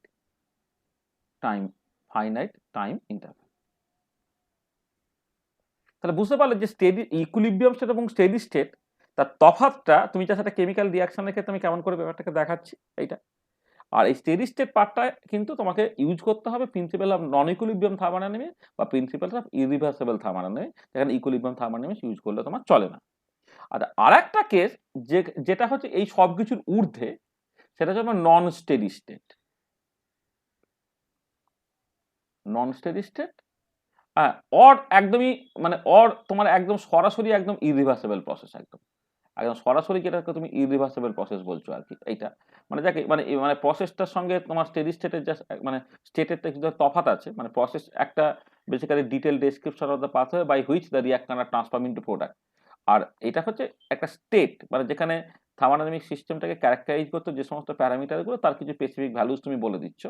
যদি এমন হয় যে তোমার খুব অল্প টাইম ইন্টারভ্যালও তুমি হচ্ছে সকল, যেমন এই পার্টিকুলার ক্ষেত্রে একটা অল্প টাইম ইন্টারভ্যাল হলেও হচ্ছে, আর ফাইনাইট টাইম ইন্টারভ্যালে তুমি এক্স এর কনসেন্ট্রেশনটা ফিক্স রাখতে পারছো। কিন্তু যদি এরকম সিচুয়েশন হতো যে ধরো আমি একটা এক্সাম্পল বলছি, ধরো এই নন স্টেডি স্টেটে আচ্ছা আগে ডেফিনেশনটা বলি তারপরে এক্সাম্পলটা দেবো। নন স্টেডি স্টেটে কিন্তু ওই কোন একটা থার্মোডাইনামিক স্টেটকে মানে থার্মোডাইনামিক স্টেট বলেই বেসিক্যালি কিছু নেই, মানে স্টেটটাকে ডিফাইন করতে গেলে তার একটা স্পেসিফিক টেম্পারেচার, স্পেসিফিক প্রেসার ইত্যাদি বলতে হবে, specific chemical potential, specific concentration তোমাকে বলতে হবে। তো এক্ষেত্রে তুমি সেরকম বলতেই পারবে না। তার মানে একটা থার্মোডাইনামিক সিস্টেম, যে থার্মোডাইনামিক সিস্টেমে কিন্তু সকল এই মানে তাকে ক্যারেক্টারাইজ করার জন্য যে সমস্ত প্রপার্টিসগুলো তুমি ভাবছো, সেই প্রপার্টিগুলোই কিন্তু স্পেসিফিক ভ্যালুস তুমি কিছু বলতে পারবে না যখন নন স্টেডি স্টেটটা তোমার আসবে। তাহলে in this case we cannot define the properties associated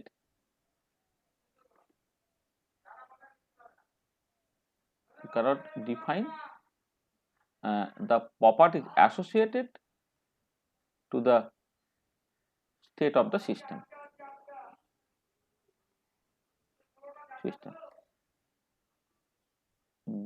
These properties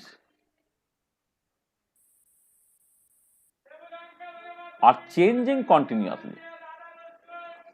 এই প্রপার্টিগুলো কিন্তু তোমার কন্টিনিউয়ালি চেঞ্জ হয়ে যাবে।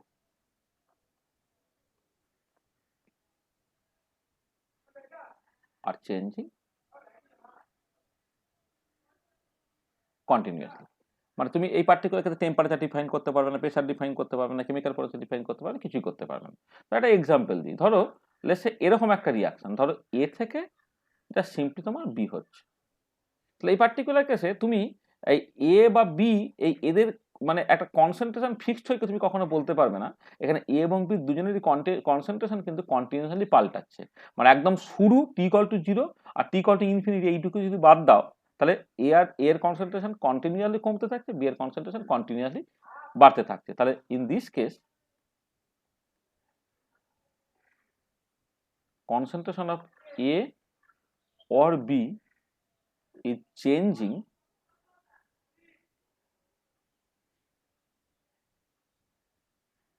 continuously with time. এটা তাহলে এইটা হচ্ছে একদম নন স্টেডি স্টেট।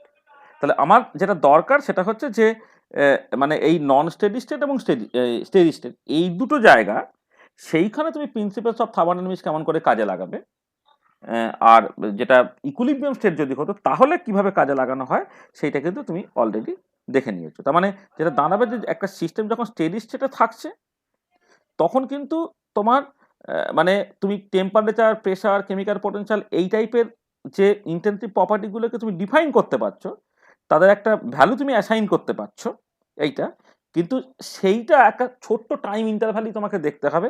বা ইভেন ইন আদার ওয়ে আমি যেটা বলতে পারি যে একটা একটা হয়তো সার্টেন রিজিয়ান মানে স্পেশিয়ালিও মানে মানে টাইমের দিক থেকে একটা ছোট্ট টাইম ইন্টারভ্যালে, আবার তোমার স্পেসের দিক থেকে একটা ছোট রিজিয়ানে তুমি ওটাকে ডিফাইন করতে পারবে। আর ইকুইলিব্রিয়াম স্টেট হলে কিন্তু throughout the system, throughout the time তুমি তার টেম্পারেচার, প্রেসার ইত্যাদিগুলোকে তুমি জাস্ট ডিফাইন করতে পারবে। ঠিক আছে? তাহলে দেখো, তাহলে আমি এই এখন পর্যন্ত যেটা বললাম এই জায়গাটা তোমার কাছে পরিষ্কার কিনা একটুখানি দেখে নাও। তাহলে আমি প্রথমে যেটা বলেছি যে তোমার ইরিভার্সিবল থার্মোডাইনামিক্স তার এমটা কি, কেন আমি ইরিভার্সিবল থার্মোডাইনামিক্স বা নন ইকুইলিব্রিয়াম থার্মোডাইনামিক্স পড়ছি, তার কারণটা হচ্ছে আমি বেসিক্যালি ইরিভার্সিবল প্রসেস যেগুলো হয়তো ইকুইলিব্রিয়াম থেকে অনেকটা দূরে নয়, অর্থাৎ বেসিক্যালি স্টেডি স্টেটের কাছাকাছি এরকম একটা সিচুয়েশন আর কি, সেই সিচুয়েশনটাকে আমি যদি হ্যান্ডেল করতে চাই তাহলে আমাকে ইরিভার্সিবল থার্মোডাইনামিক্স ব্যবহার করতে হবে। আর ইকুইলিব্রিয়াম থার্মোডাইনামিক্স সেটা বেসিক্যালি ইকুইলিব্রিয়াম ফেনোমেননকেই এক্সপ্লেন করে এবং যেটা আইসোলেটেড বা ক্লোজ সিস্টেমের জন্য ভ্যালিড। এবার থার্মোডাইনামিক সিস্টেম তিন রকমের হয়, isolated system, close system, open system. সেগুলো তুমি জানো যে আইসোলেটেড সিস্টেম কাকে বলে, ক্লোজ সিস্টেম কাকে বলে, ওপেন সিস্টেম কাকে বলে, এবং সেগুলোকে কেমন করে ক্যারেক্টারাইজ করা হয়, মানে কি টাইপের বাউন্ডারি হলে তোমার কি টাইপের সিস্টেম হবে সেটা তোমার জানা আছে। আগে তারপর থার্মোডাইনামিক স্টেট আমি ডিফাইন করলাম। এই থার্মোডাইনামিক স্টেটের মধ্যে আমি তিনটে এখানে তফাৎ মানে করছি আর কি, একটা ইকুইলিব্রিয়াম, একটা স্টেডি স্টেট, একটা নন স্টেডি স্টেট। এবার ইকুইলিব্রিয়াম স্টেট, স্টেডি স্টেট এবং নন স্টেডি স্টেট সেইটার যে অ্যাকচুয়ালি মূল যে তফাৎগুলো সেইগুলোকে কোয়ালিটেটিভলি আমি এখানে বললাম। ঠিক আছে? দেখো যা বলেছি তাতে ঠিক আছে জিনিসটা? হ্যাঁ স্যার, ঠিক আছে। হ্যাঁ স্যার। আচ্ছা, দেখো যারা আচ্ছা, মানে ঠিক আছে। মানে কারো অসুবিধা নাই তো? কারো অসুবিধা থাকলে বলো।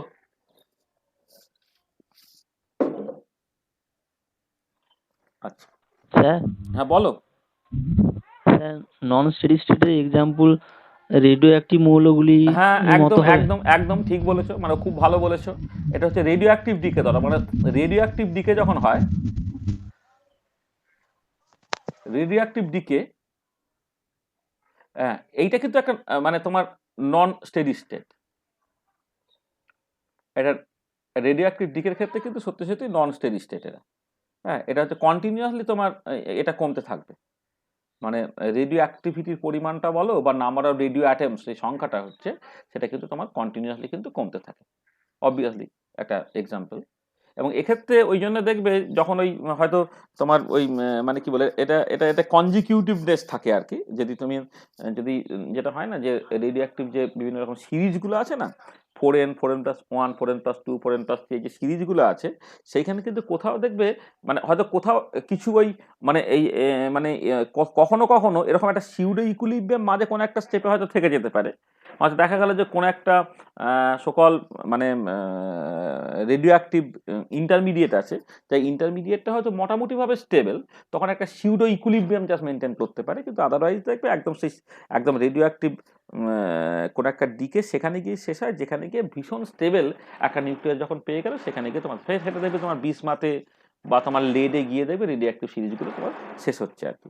তার আগে যে জায়গাটা ইউরেনিয়াম 238 থেকে তুমি শুরু করলে, এবারে তোমার সেইখানে হচ্ছে তোমার লেডে গিয়ে পৌঁছালো, হ্যাঁ, এই মাঝে যে মানে অনেকগুলো স্টেপস তুমি দেখছো, সেই প্রত্যেকটা স্টেপ কিন্তু তোমার বেসিক্যালি নন স্টেডি স্টেট মেনটেন করছে। তুমি বলতে পারবে না করে একটা সার্টেন টাইমে এই করসপন্ডিং ইন্টারমিডিয়েটটা তার কনসেন্ট্রেশনটা বা তার অ্যামাউন্টটা একটা সার্টেন টাইম ইন্টারভ্যাল জুড়ে সেটাতে কনস্ট্যান্ট রয়ে গেছে।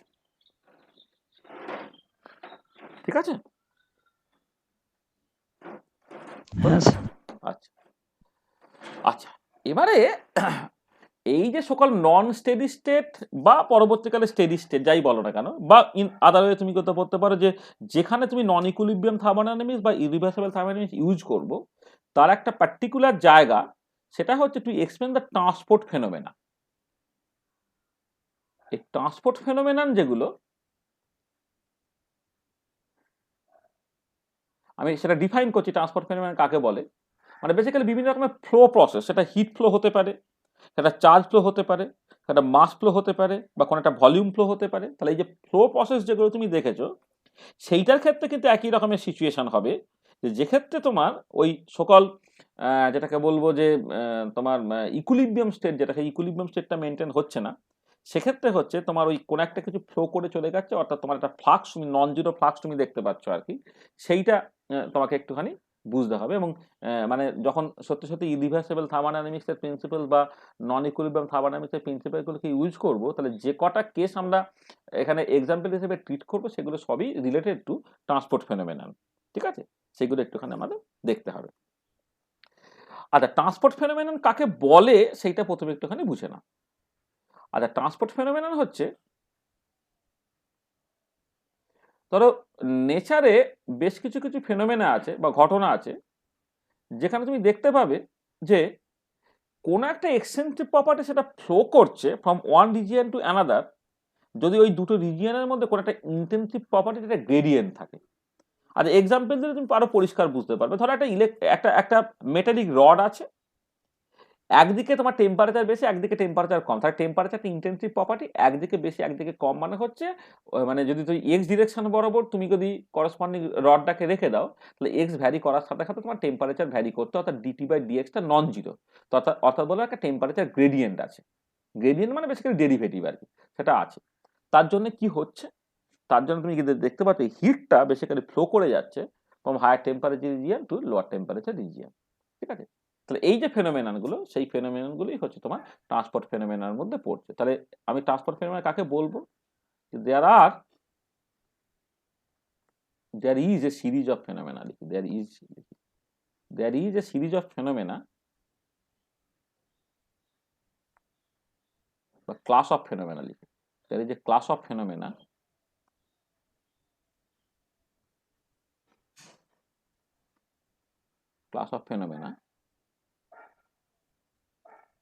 where an extensive property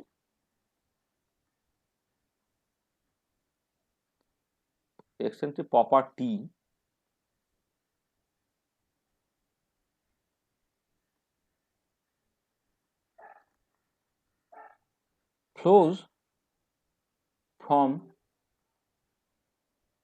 one region to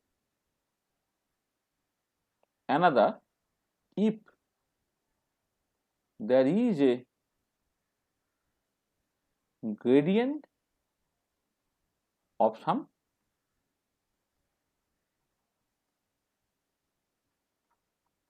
intrinsic property. So there is a class of phenomena where an eccentric properties or property flows from one region to another if there is a gradient of some intrinsic properties. এইটা তাহলে these properties বা these phenomena are called the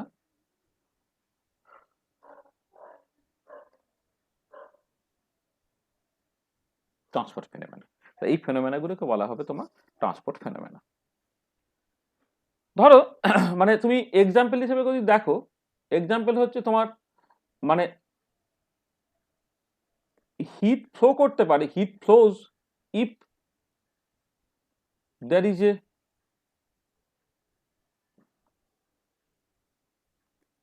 temperature gradient, যদি দুটো রিজিয়নের মধ্যে একটা temperature gradient থাকে তোমার hit flow করতে পারে। আচ্ছা, চার্জ ফ্লো করতে পারে if there is a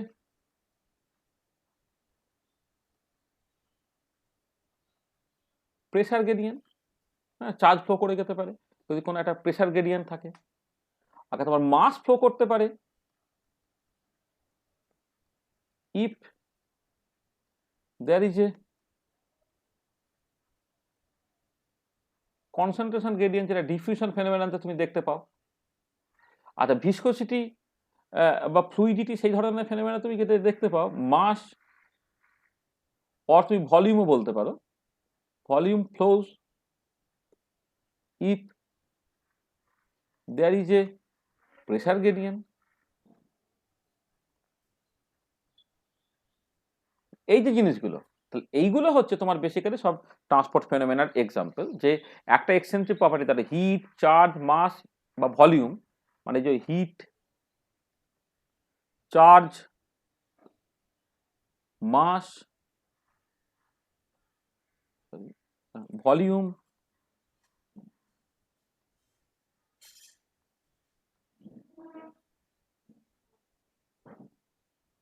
volume, এরা সব এক্সটেন্সিভ প্রপার্টি।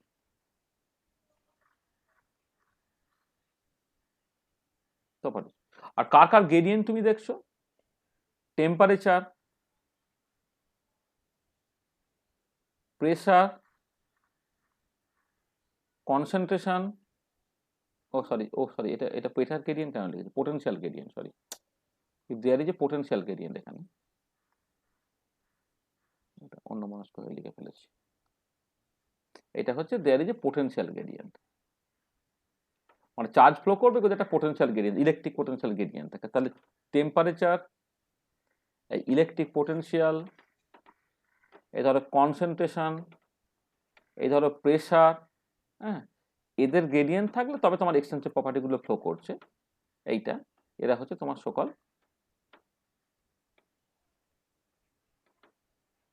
এরা সব ইন্টেন্সিভ প্রপার্টি বা প্রপার্টিজ।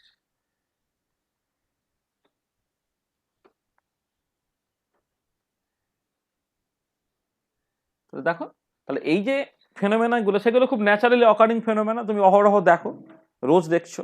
হ্যাঁ, তাহলে যেখানে কি হচ্ছে না, তোমার কোনো একটা এক্সটেন্সিভ প্রপার্টি ফ্লো করছে যদি কোনো একটা ইন্টেন্সিভ প্রপার্টির গ্রেডিয়েন্ট থাকে। আচ্ছা, তুমি এই যে ট্রান্সপোর্ট ফেনোমেনন দেখলে, সেইখানে তুমি একটা জেনারেল ল অফ ট্রান্সপোর্ট দেখতে পারো। General law of transport,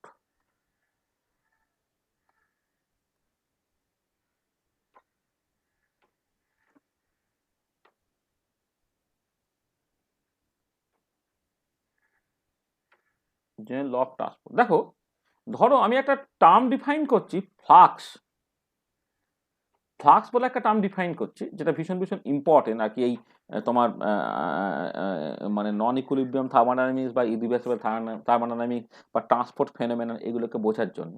flux মানে হচ্ছে যে কোন একটা এক্সটেন্সিভ প্রপার্টি, তার যে অ্যামাউন্টটা আর কি, অ্যামাউন্ট ফ্লো করছে, amount flows per unit time, per unit cross sectional area. Amount flows per unit time per unit cross sectional area, হ্যাঁ, এইটাকে জাস্ট বলা হবে, ডিফাইন করা হবে তোমার ফ্লাক্স বলে। তাহলে amount flows per unit time per unit cross sectional area, মানে সেটা তোমার বিভিন্ন রকমের হতে পারে। একটা হতে পারে ধরো তোমার heat flows per unit time per unit cross sectional area, তোমার সেই মতো করে হিট ফ্লাক্স হতে পারে। আচ্ছা, এইটাকে আমি রিপ্রেজেন্টেড বাই জে দিয়ে এক্সপ্রেস করা হয় এটা। আচ্ছা, আর এর যে তোমার ইউনিটটা, আর ইউনিটটা অবশ্য মানে এক্ষুনি বললে হবে না, মানে কোন অ্যামাউন্টটা ফ্লো করছে, মানে কোন জিনিসটা ফ্লো করছে সেটা থাকবে, মানে পার টাইম, মানে পার সেকেন্ড, পার সেন্টিমিটার স্কয়ার, এটা থাকবে। এবং তার সঙ্গে সঙ্গে হচ্ছে যেটা দরকার তোমার, যে কোন জিনিসটা ফ্লো করছে, সেটা হিট না চার্জ না মাস বা ভলিউম, তার মতো করে তোমার তার ইউনিটটা ঠিক হবে। যেমন ধর as for example heat flux. হ্যাঁ, হিট ফ্লাক্সটা হচ্ছে এইটাকে তুমি জাস্ট এক্সপ্রেস করো যে আচ্ছা হিটটাকে তুমি ধরো লেসছে ফর দ্য টাইম বিং মানে মানে কি বলবো এটাকে ধরো এই হিটটাকে তো ধরো ক্যাপিটাল কিউ হিসেবে এক্সপ্রেস করছি বা হিটটাকে ক্যাপিটাল কিউ ঠিক আছে মানে অসুবিধা কিছু নেই বা স্মল কিউ দিয়ে এক্সপ্রেস করলেও হয় আচ্ছা আমি ঠিক আছে মানে এটা না কিউ আসলে চার্জটাকেও কিউ দিয়ে এক্সপ্রেস করা হয় হিটটাকেও কিউ দিয়ে এক্সপ্রেস করা হয় এটা কনফিউশন তৈরি হবে আচ্ছা চার্জটাকে না আমি তখন ই বা অন্য কিছু দিয়ে এক্সপ্রেস করবো তাহলে হিট ফ্লাক্স সেটা হচ্ছে জে কিউ আর এইখানে আমি একটা কাজ করছি এখানে ব্র্যাকেটে না একটা আমি টার্ম জাস্ট উল্লেখ করছি লেটসে ধরো আমি এক্স বা কিছু একটা উল্লেখ করলাম এটা জাস্ট সিম্পলি মানেটা হচ্ছে যে heat flows per unit time per unit cross sectional area মানে heat flows along X direction মানে হিটটা ফ্লো করছে along X direction per unit time per unit cross sectional area তাহলে দেখো আমি এই ফ্লাক্সটাকে যে দিয়ে এক্সপ্রেস করছি যে ফ্লো করছে তাকে আমি সাফিক্স দিচ্ছি আর ব্র্যাকেটে একটা এক্স লিখে রাখলাম যে সেইটুকু বোঝানোর জন্য যে একটা ডিরেকশন অফ ফ্লোটা কি কারণ পরে যখন ল অফ ট্রান্সফার আমি লিখবো না সেখানে যেটা হবে যে তোমার এই যে টেম্পারেচার গ্রেডিয়েন্ট বা পোটেনশিয়াল গ্রেডিয়েন্ট সেই গ্রেডিয়েন্টটা মানে তো ডেরিভেটিভ এবারে কোন ডিরেকশন আমি ডেরিভেটিভটাকে নেব সেটা দরকার আর প্রথমে ওয়ান ডাইমেনশনাল ফ্লোগুলো কি কনসিডার করবো পরে হচ্ছে থ্রি ডাইমেনশনাল ফ্লোটাকে যাবো আর তাহলে ওয়ান ডাইমেনশনে যদি তুমি ধরে নাও যে জে কিউ এক্সটা হচ্ছে তোমার বেসিক্যালি হচ্ছে amount of charge flows per unit time per unit cross section area along the X direction সেটা তোমার হিট ফ্লাক্স এইটা আর কি ঠিক একই রকম ভাবে তুমি জাস্ট আচ্ছা এর ইউনিটটা তাহলে কি হবে এই হিট ফ্লাক্স তার ইউনিটটা কি হবে তাহলে আচ্ছা ধরো মানে কিছুই না যদি তুমি হিটটাকে ধরো ক্যালোরিতে ধরো যদি ক্যালোরি ধরো মানে হিটটা অনেক রকম ভাবে তুমি এক্সপ্রেস করতে পারো জুলে এক্সপ্রেস করতে পারো ক্যালোরিতে এক্সপ্রেস করতে কার্গে এক্সপ্রেস করতে পারো যদি তুমি ক্যালোরিতে ধরো আচ্ছা এবারে পার ইউনিট এরিয়া মানে সিজিএস এ করলে পার সেন্টিমিটার স্কোয়ার পার সেকেন্ড তাহলে এইটা একটা ইউনিট হতে পারে অথবা ধরো কেউ হয়তো বললো যে আমি হিটটাকে জুলে এক্সপ্রেস করব কেউ বলতে পারে আমি এরিয়া কনস্ট্রাকশন এরিয়াটাকে মিটার স্কোয়ারে এক্সপ্রেস করব পার সেকেন্ড এটা করতে পারে এক্সেট্রা তাহলে এরকম সব হতে পারে মানে calorie per centimetre square second inverse বা erg per centimetre square second inverse বা joule per metre square second inverse etcetera আর কি এইগুলো হচ্ছে তোমার করসপন্ডিং হিট ফ্লাক্সের ইউনিট হবে তাহলে যে কোয়ান্টিটিটাকে ফ্লো করছে সেই ইউনিটটা থাকবে আর সবসময় per unit area per unit time অর্থাৎ মিটার বা সেন্টিমিটার টু দি পাওয়ার -2 আর সেকেন্ড টু দি পাওয়ার -1 এটা তোমার অবশ্যই থাকবে তার সঙ্গে বাকি জিনিসটা যেটা লাগছে সেটা তাহলে হিট ফ্লাক্স যেমন এইরকম ভাবে তুমি লিখছো আর কি ঠিক একই রকম ভাবে ধরো তুমি চার্জ ফ্লাক্সটাকে যদি দেখো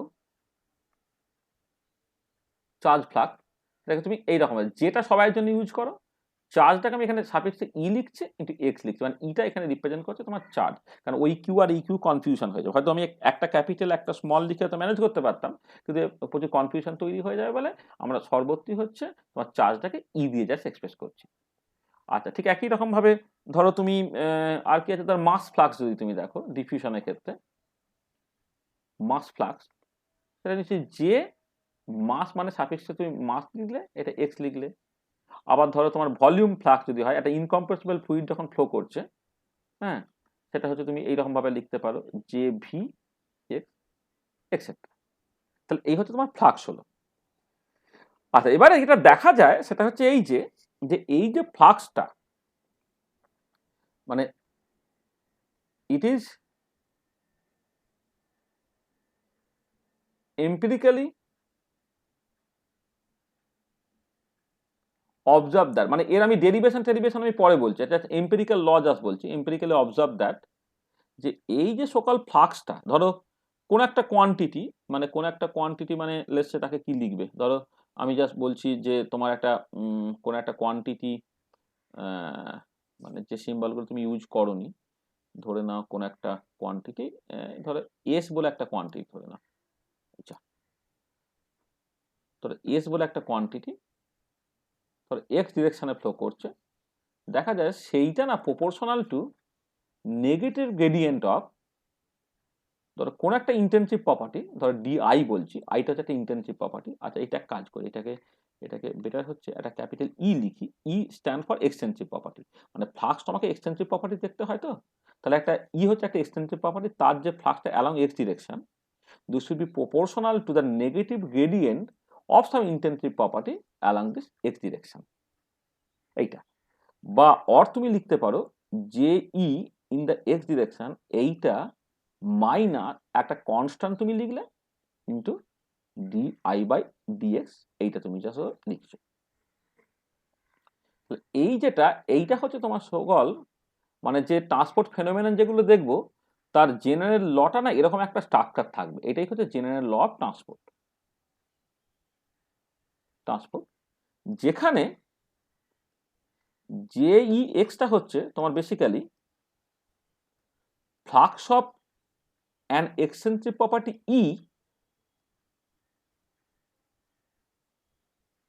ই along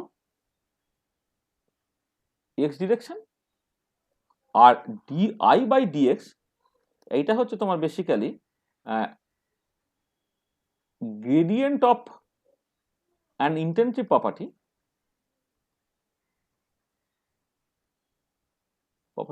I along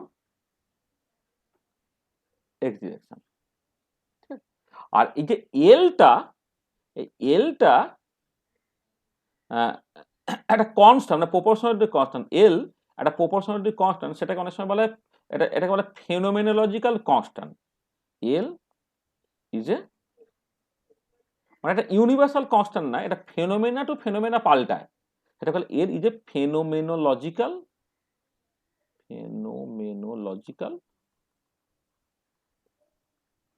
constant. It depends on phenomena to, but it varies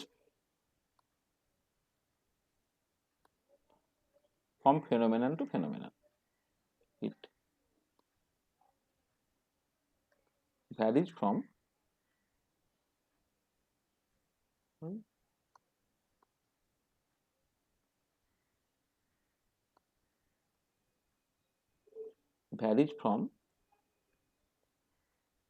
phenomenon to phenomenon. It varies from phenomenon to phenomenon. আচ্ছা, মানে তুমি যখন ধরো মানে হিট ফ্লাক্স দেখবে তখন এল এর যা মানে, যখন তুমি চার্জ ফ্লাক্স দেখবে এল এর অন্য মানে, মাস ফ্লাক্স দেখলে এল এর অন্য মানে, বা ভলিউম ফ্লাক্স দেখলে তোমার এল এর অন্য মানে, সেটা ফেনোমেনা টু ফেনোমেনা নির্ভর করে, সেটাকে বলা যায় এটা ফেনোমেনোলজিক্যাল কনস্ট্যান্ট, এইগুলো তার নাম দেওয়া হয়। তাহলে এইটা হচ্ছে তোমার জেনারেল ল অফ ট্রান্সপোর্ট। আচ্ছা, এবার তুমি স্পেসিফিক এক্সাম্পল দিচ্ছি। ধর স্পেসিফিক এক্সাম্পল যদি তুমি দেখো,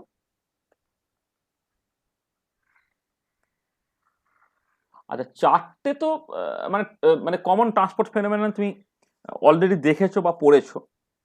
একটা হচ্ছে তোমার যেটা হিট ফ্লাক্সের কনটেক্সটে,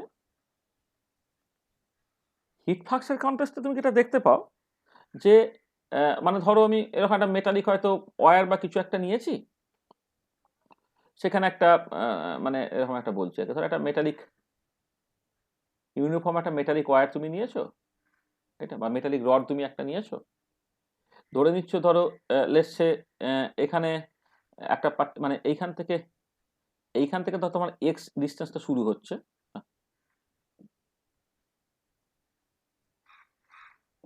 ধরো মেটালিক রডটা আমি এমনভাবে রেখেছি আর কি, এটা ধরে নাও তোমার কথার কথা মেটালিক রডটাকে রাখা হয়েছে হচ্ছে তোমার এই অ্যালং দ্য এক্স ডিরেকশন, এটা এক্স ডিরেকশন বরাবর তোমার রাখা হয়েছে, এটা তোমার মেটালিক রডটা, ঠিক আছে এটা। আচ্ছা এবারে ধরে নাও কোন একটা গিভেন এক্স যখন, হ্যাঁ এটা যখন এক্স, তখন তার করসপন্ডিং টেম্পারেচার ধরে নাও টি, আর একটা তোমার একটা খুব ছোট্ট ডিস্টেন্স পরে, মানে একটা ডিফারেন্সিয়াল ডিস্টেন্স ডিএক্স পরে, তার ধরো টেম্পারেচার হচ্ছে টি প্লাস ধরো ডিটি হয়ে গেছে, তাহলে এই যে ডিটি বাই ডিএক্স এইটাকে আমি বলবো টেম্পারেচার গ্রেডিয়েন্ট। মানে তুমি যদি হয়তো এক্স এর চেঞ্জে যদি ডেল্টা এক্স হয়, টেম্পারেচার চেঞ্জ যদি ডেল্টা টি হয়, ক্যাপিটাল ডেল্টা টি, তার delta T by delta X যখন কিনা delta X tends to zero, সেইটা হচ্ছে তোমার বেসিক্যালি টেম্পারেচার গ্রেডিয়েন্ট। তাহলে কি হবে যদি এমন হতো যে ধরে নাও যে এইদিকে তোমার টেম্পারেচারটা, ধরে নাও এদিকে টেম্পারেচার তোমার বেশি T1, এদিকে যদি টেম্পারেচার তোমার T2 হয়ে যায়, তার মানে T1 যদি গ্রেটার দেন T2 হয়ে যায়, তাহলে কি হবে না এদিক থেকে এই দিকে হচ্ছে তোমার direction of flow of heat হবে। This is the direction of flow of heat.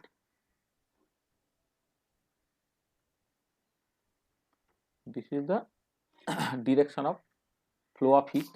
ঠিক আছে, এটা তাহলে দেখো এইটা হচ্ছে তোমার direction of flow of hit.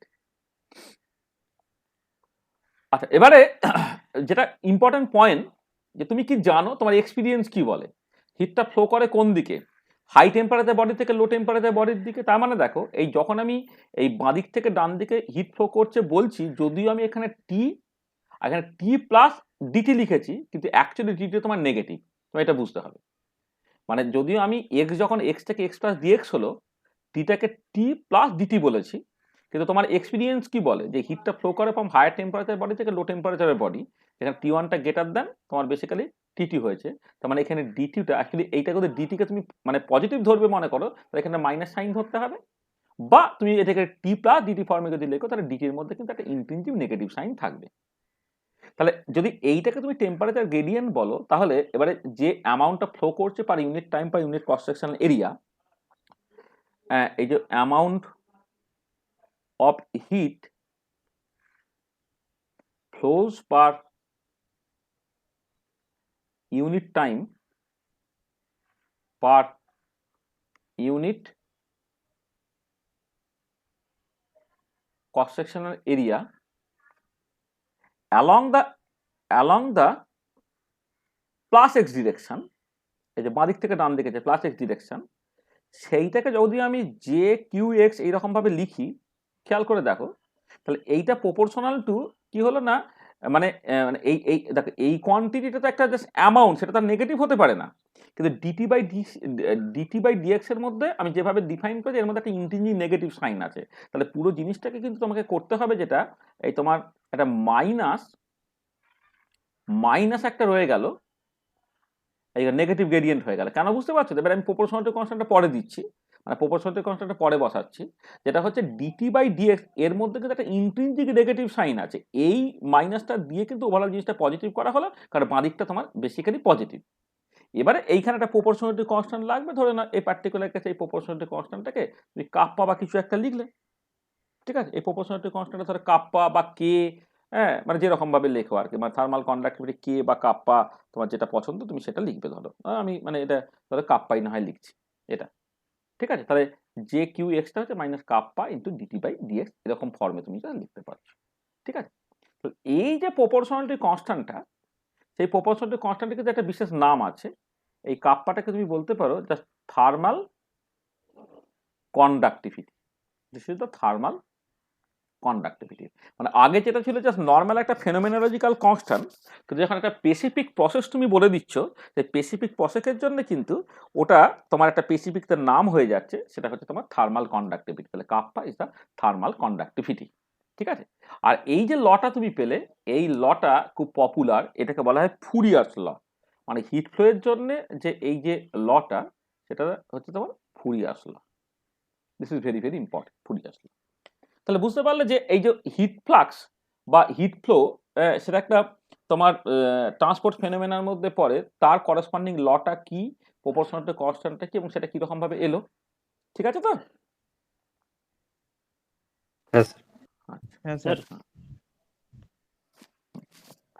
Hello sir. হ্যাঁ বলো বলো।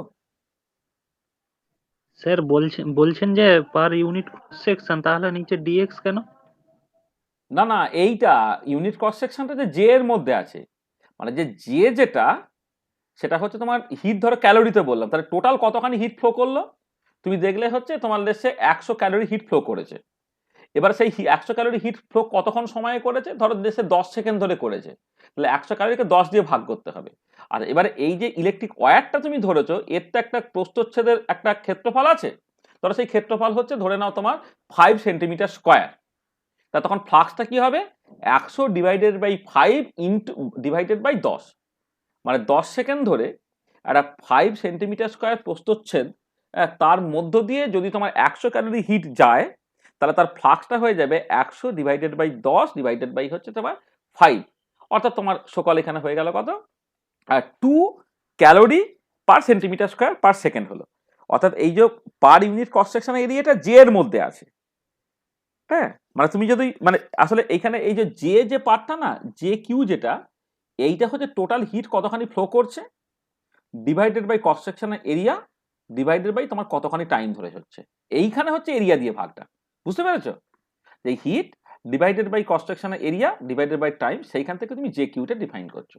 আর এই ব্যাকেটে এক্সটা কাজ বোঝাচ্ছে হচ্ছে এক্স ডিরেকশন বরাবর। আর এইখানে ডিএক্স দিয়ে ভাগটা হচ্ছে তোমার জাস্ট এই টেম্পারেচার গ্রেডিয়েন্টের জন্য, বা ডিটি বাই ডিএক্স সেটা হচ্ছে টেম্পারেচার গ্রেডিয়েন্ট, সেই জন্য এখানে ডিএক্স দিয়ে ভাগ। বোঝা গেছে? হ্যাঁ স্যার।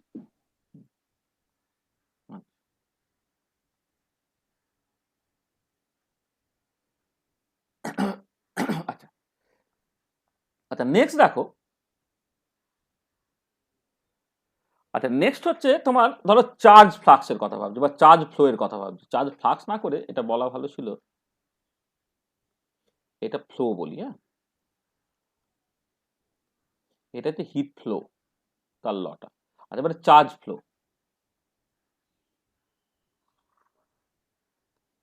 আচ্ছা, চার্জ ফ্লো এখানেও ব্যাপারটা কিরকম না, ঠিক একই রকম করে ব্যাপারটা ধরো আমি ভাবছি। তাহলে এইখান থেকে তুমি এই এক্স ডিরেকশন বরাবর যাচ্ছ, এটা এক্স ডিরেকশন। আর এখানেও তুমি ঠিক আছে একটা মেটালিক রড বা এই টাইপের জিনিসপত্রই তুমি বলছো, তাহলে একটা মেটালিক রড বা ইত্যাদি তুমি কিছু কনসিডার করছো এটা। আর এবারে ধরে নিচ্ছ যে এর একদম স্টার্টিং এ তোমার ইলেকট্রিক পোটেনশিয়ালটা হচ্ছে φ1, এখানে হচ্ছে φ2, যাতে করে তোমার φ1টা গ্রেটার দ্যান φ2। তা যদি হয় তাহলে এদিক থেকে এদিকে হচ্ছে তোমার ফ্লোটা হবে, এইটা হবে মানে সবসময় মানে চার্জ হচ্ছে হায়ার ইলেকট্রিক পোটেনশিয়াল থেকে লোয়ার ইলেকট্রিক পোটেনশিয়ালের দিকে ফ্লো করে। তাহলে এটা যদি φ1 এটা হচ্ছে φ2 হয়, তাহলে φ1 থেকে φ2 এর দিকে তোমার ফ্লোটা করবে। এটা direction of flow of charge, direction flow of charge. আবার একই রকম করে তুমি যদি ধরে নাও যে যখন ডিস্টেন্সটা এক্স, তখন পোটেনশিয়ালটা হচ্ছে তোমার ফাই, আর যখন ডিস্টেন্সটা হচ্ছে তোমার সকাল এক্স প্লাস ডিএক্স, তখন পোটেনশিয়ালটা ফাই প্লাস ডি ফাই। দেখো আমি বলছি যে φ1 থেকে φ2 দিকে গেলে পোটেনশিয়ালটা কমবে, তবে এখানে প্লাস সাইন দিয়ে লিখেছি, তোমার ডি ফাই এর মধ্যে একটা ইন্ট্রিনসিক নেগেটিভ সাইন আছে। তাহলে এই ডি ফাই বাই ডিএক্স, এটাকে তুমি কি বলবে না পোটেনশিয়াল গ্রেডিয়েন্ট, মানে ইলেকট্রিক পোটেনশিয়াল গ্রেডিয়েন্ট। এটা হচ্ছে ইলেকট্রিক পোটেনশিয়াল গ্রেডিয়েন্ট এইটা। তাহলে এবারে এই জেনারেল ল অফ ট্রান্সফার তোমায় কি বলবে না, amount of charge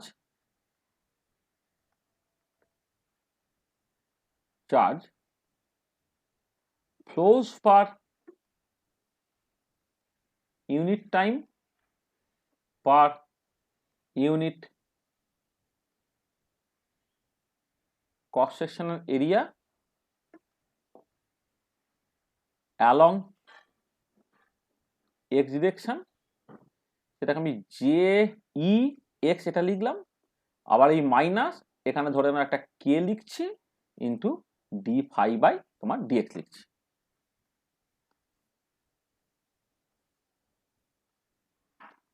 D phi by তোমার ডিএক্স লিখছি। তাহলে এই হচ্ছে তোমার জেনারেল ল অফ ট্রান্সপোর্টটা। স্পেসিফিক্যালি এই চার্জ ফ্লো এর ক্ষেত্রে এরকম ইকুয়েশন পেয়ে গেল। তাহলে এই যে লটা, এই লটা হচ্ছে একটা particular form of Ohm's law.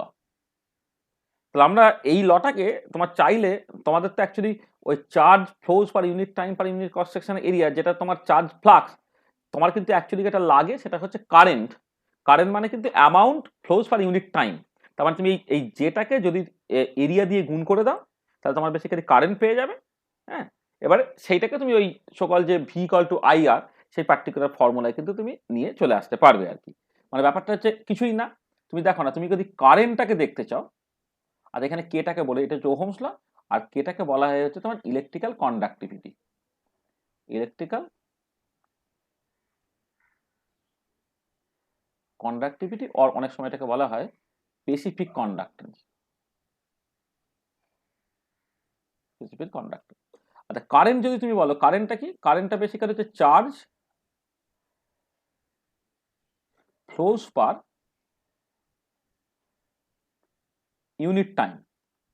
তাহলে আইটাকে তুমি তাহলে লিখতে পারবে কি? আইটাকে লিখতে পারবে যে ই এক্স, যেটা আমি লিখেছিলাম,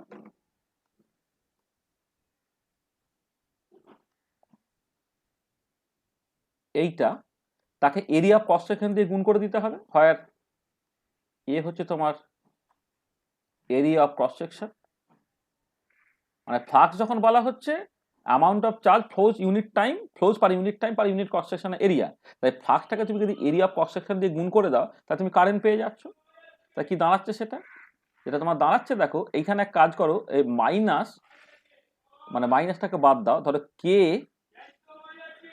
এ এইটাকে মাইনাস ডিফাই বাই তুমি ডিএক্স করে দাও, মানে এখানে কে যেমন আছে আছে এটাকে এখানে করে দিলে। আচ্ছা এবারে দেখো তুমি জাস্ট বেসিক্যালি যে যদি তুমি এরকম একটা ওয়্যার ধরে নিতে,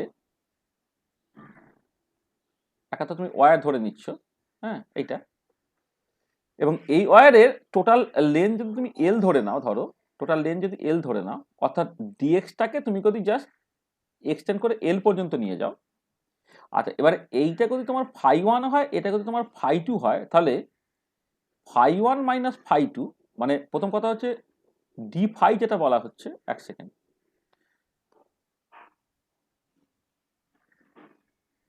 আচ্ছা ডি ফাই যেটা, সেটাকে তুমি ধরো তুমি জাস্ট চেঞ্জ করে লিখলে phi two minus phi one, মানে যখন তোমার এই মানে ইনফাইনাইটেসিমাল এক্স এর চেঞ্জ ডিএক্সটাকে তুমি জাস্ট টোটাল লেন দিয়ে রিপ্লেস করলে এল দিয়ে, ডিফাইটা কত হবে? ডিফাইটা হচ্ছে এক্স প্লাস ডিএক্স এ ভ্যালু মাইনাস এক্স এ ভ্যালু, তাহলে সেটা basically phi two minus phi one হয়ে গেল।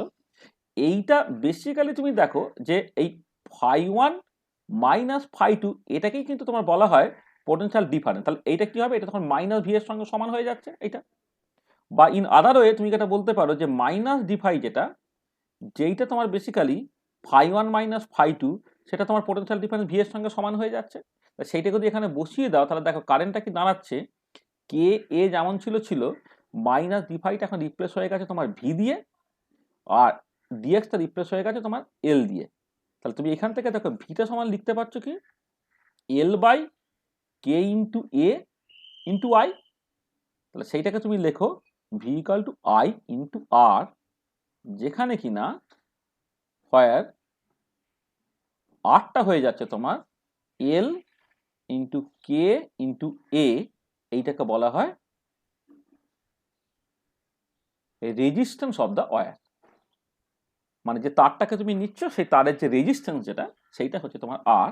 আর এইটাকে অনেক সময় তুমি এরকম ভাবে R equal to rho L by A এইরকম ভাবেও তুমি লেখো এইটা, যেখানে রোটা যেটা যেটা ওয়ান ওভার কে, কেটা হচ্ছে তোমার ইলেকট্রিক্যাল কন্ডাক্টিভিটি বা স্পেসিফিক কন্ডাক্টর, তার রেসিপ্রোকাল, এইটাকে বলা হয় তোমার রেজিস্টিভিটি অর স্পেসিফিক রেজিস্ট্যান্স। তোমরা হয়তো যখন তোমাদের এই চার্জ ফ্লো প্রথম ইন্ট্রোডিউস করা হয় 9, 10 বা 11, 12 যেখানেই হোক না কেন, সেইখানে ইলেকট্রিক্যাল ওয়্যারের মধ্যে দিয়েই চার্জ ফ্লোটা তোমরা কনসিডার করেছিলে বলে তোমরা ওহমস লটাকে তুমি ভি ইকুয়াল টু আই আর এই ফর্মে তুমি দেখেছো। এটা হচ্ছে তোমার কি বলবো পপুলার ফর্ম অফ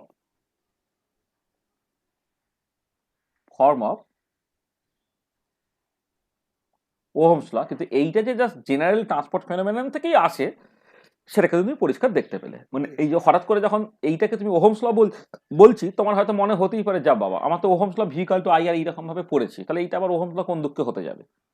যেটা আমি তোমাকে দেখাতে পারলাম যে Ohm law is nothing but a specific form of the generalised transport phenomenon. হ্যাঁ, সেটা কিন্তু তুমি পরিষ্কারভাবে এখানে বুঝতে পারলে। ঠিক আছে, এটা বুঝতে পারা গেল তো? ঠিক আছে তো রে? হ্যাঁ স্যার। হ্যাঁ হ্যাঁ স্যার। আচ্ছা, তাহলে দেখো আমরা সেকেন্ড যে ফেনোমেননটা চার্জ ফ্লো সেটাকে জাস্ট কনসিডার করে ফেললাম। আচ্ছা 3 নম্বর যে জিনিসটা সেটা basically mass flow.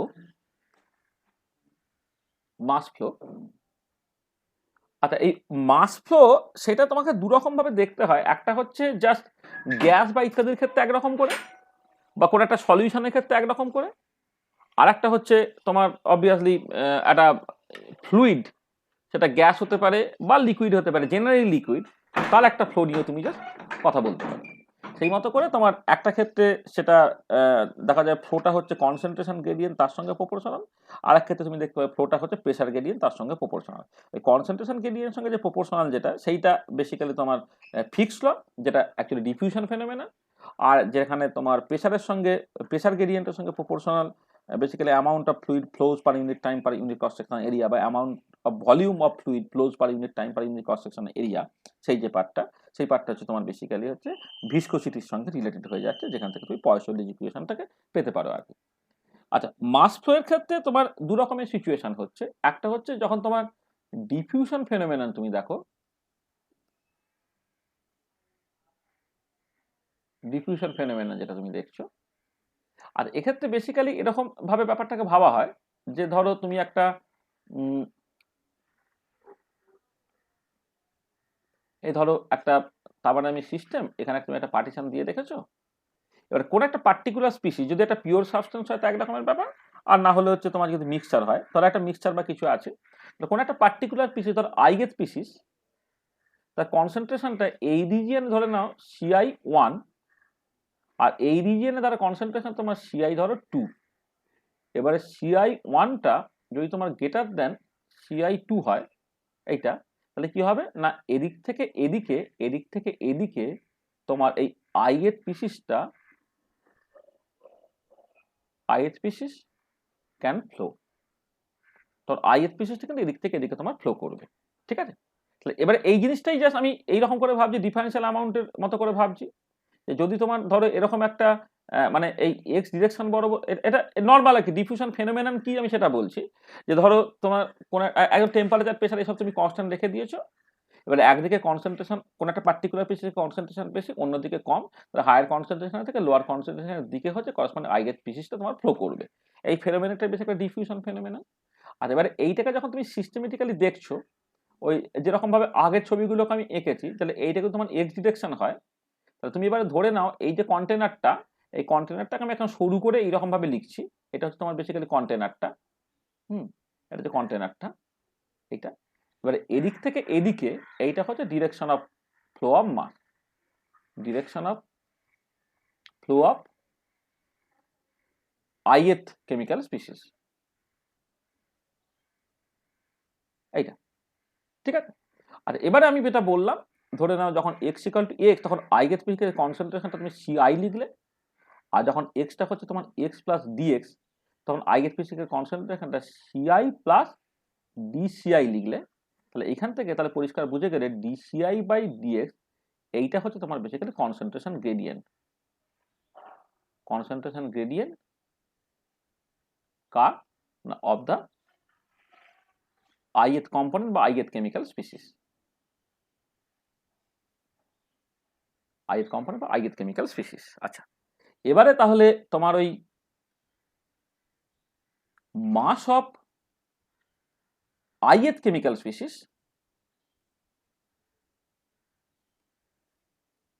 flows per unit time per unit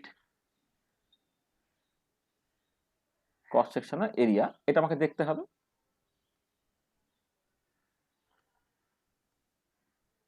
এটা দেখতে হবে, সেটা কি না, সেটা হচ্ছে তোমার ওই যে আমি এম আই এই সাফিক্সটাকে দিচ্ছি in the direction of x, এইটা মানে আইএথ স্পিসিসটা যাচ্ছে বলে, এমনি জে এম লিখতে পারতাম, কিন্তু যে এম আই লিখছে আইএথ স্পিসিসের মাসটা যা দেখবে বলে, এটা তাহলে মাইনাস সাইন হবে একটা।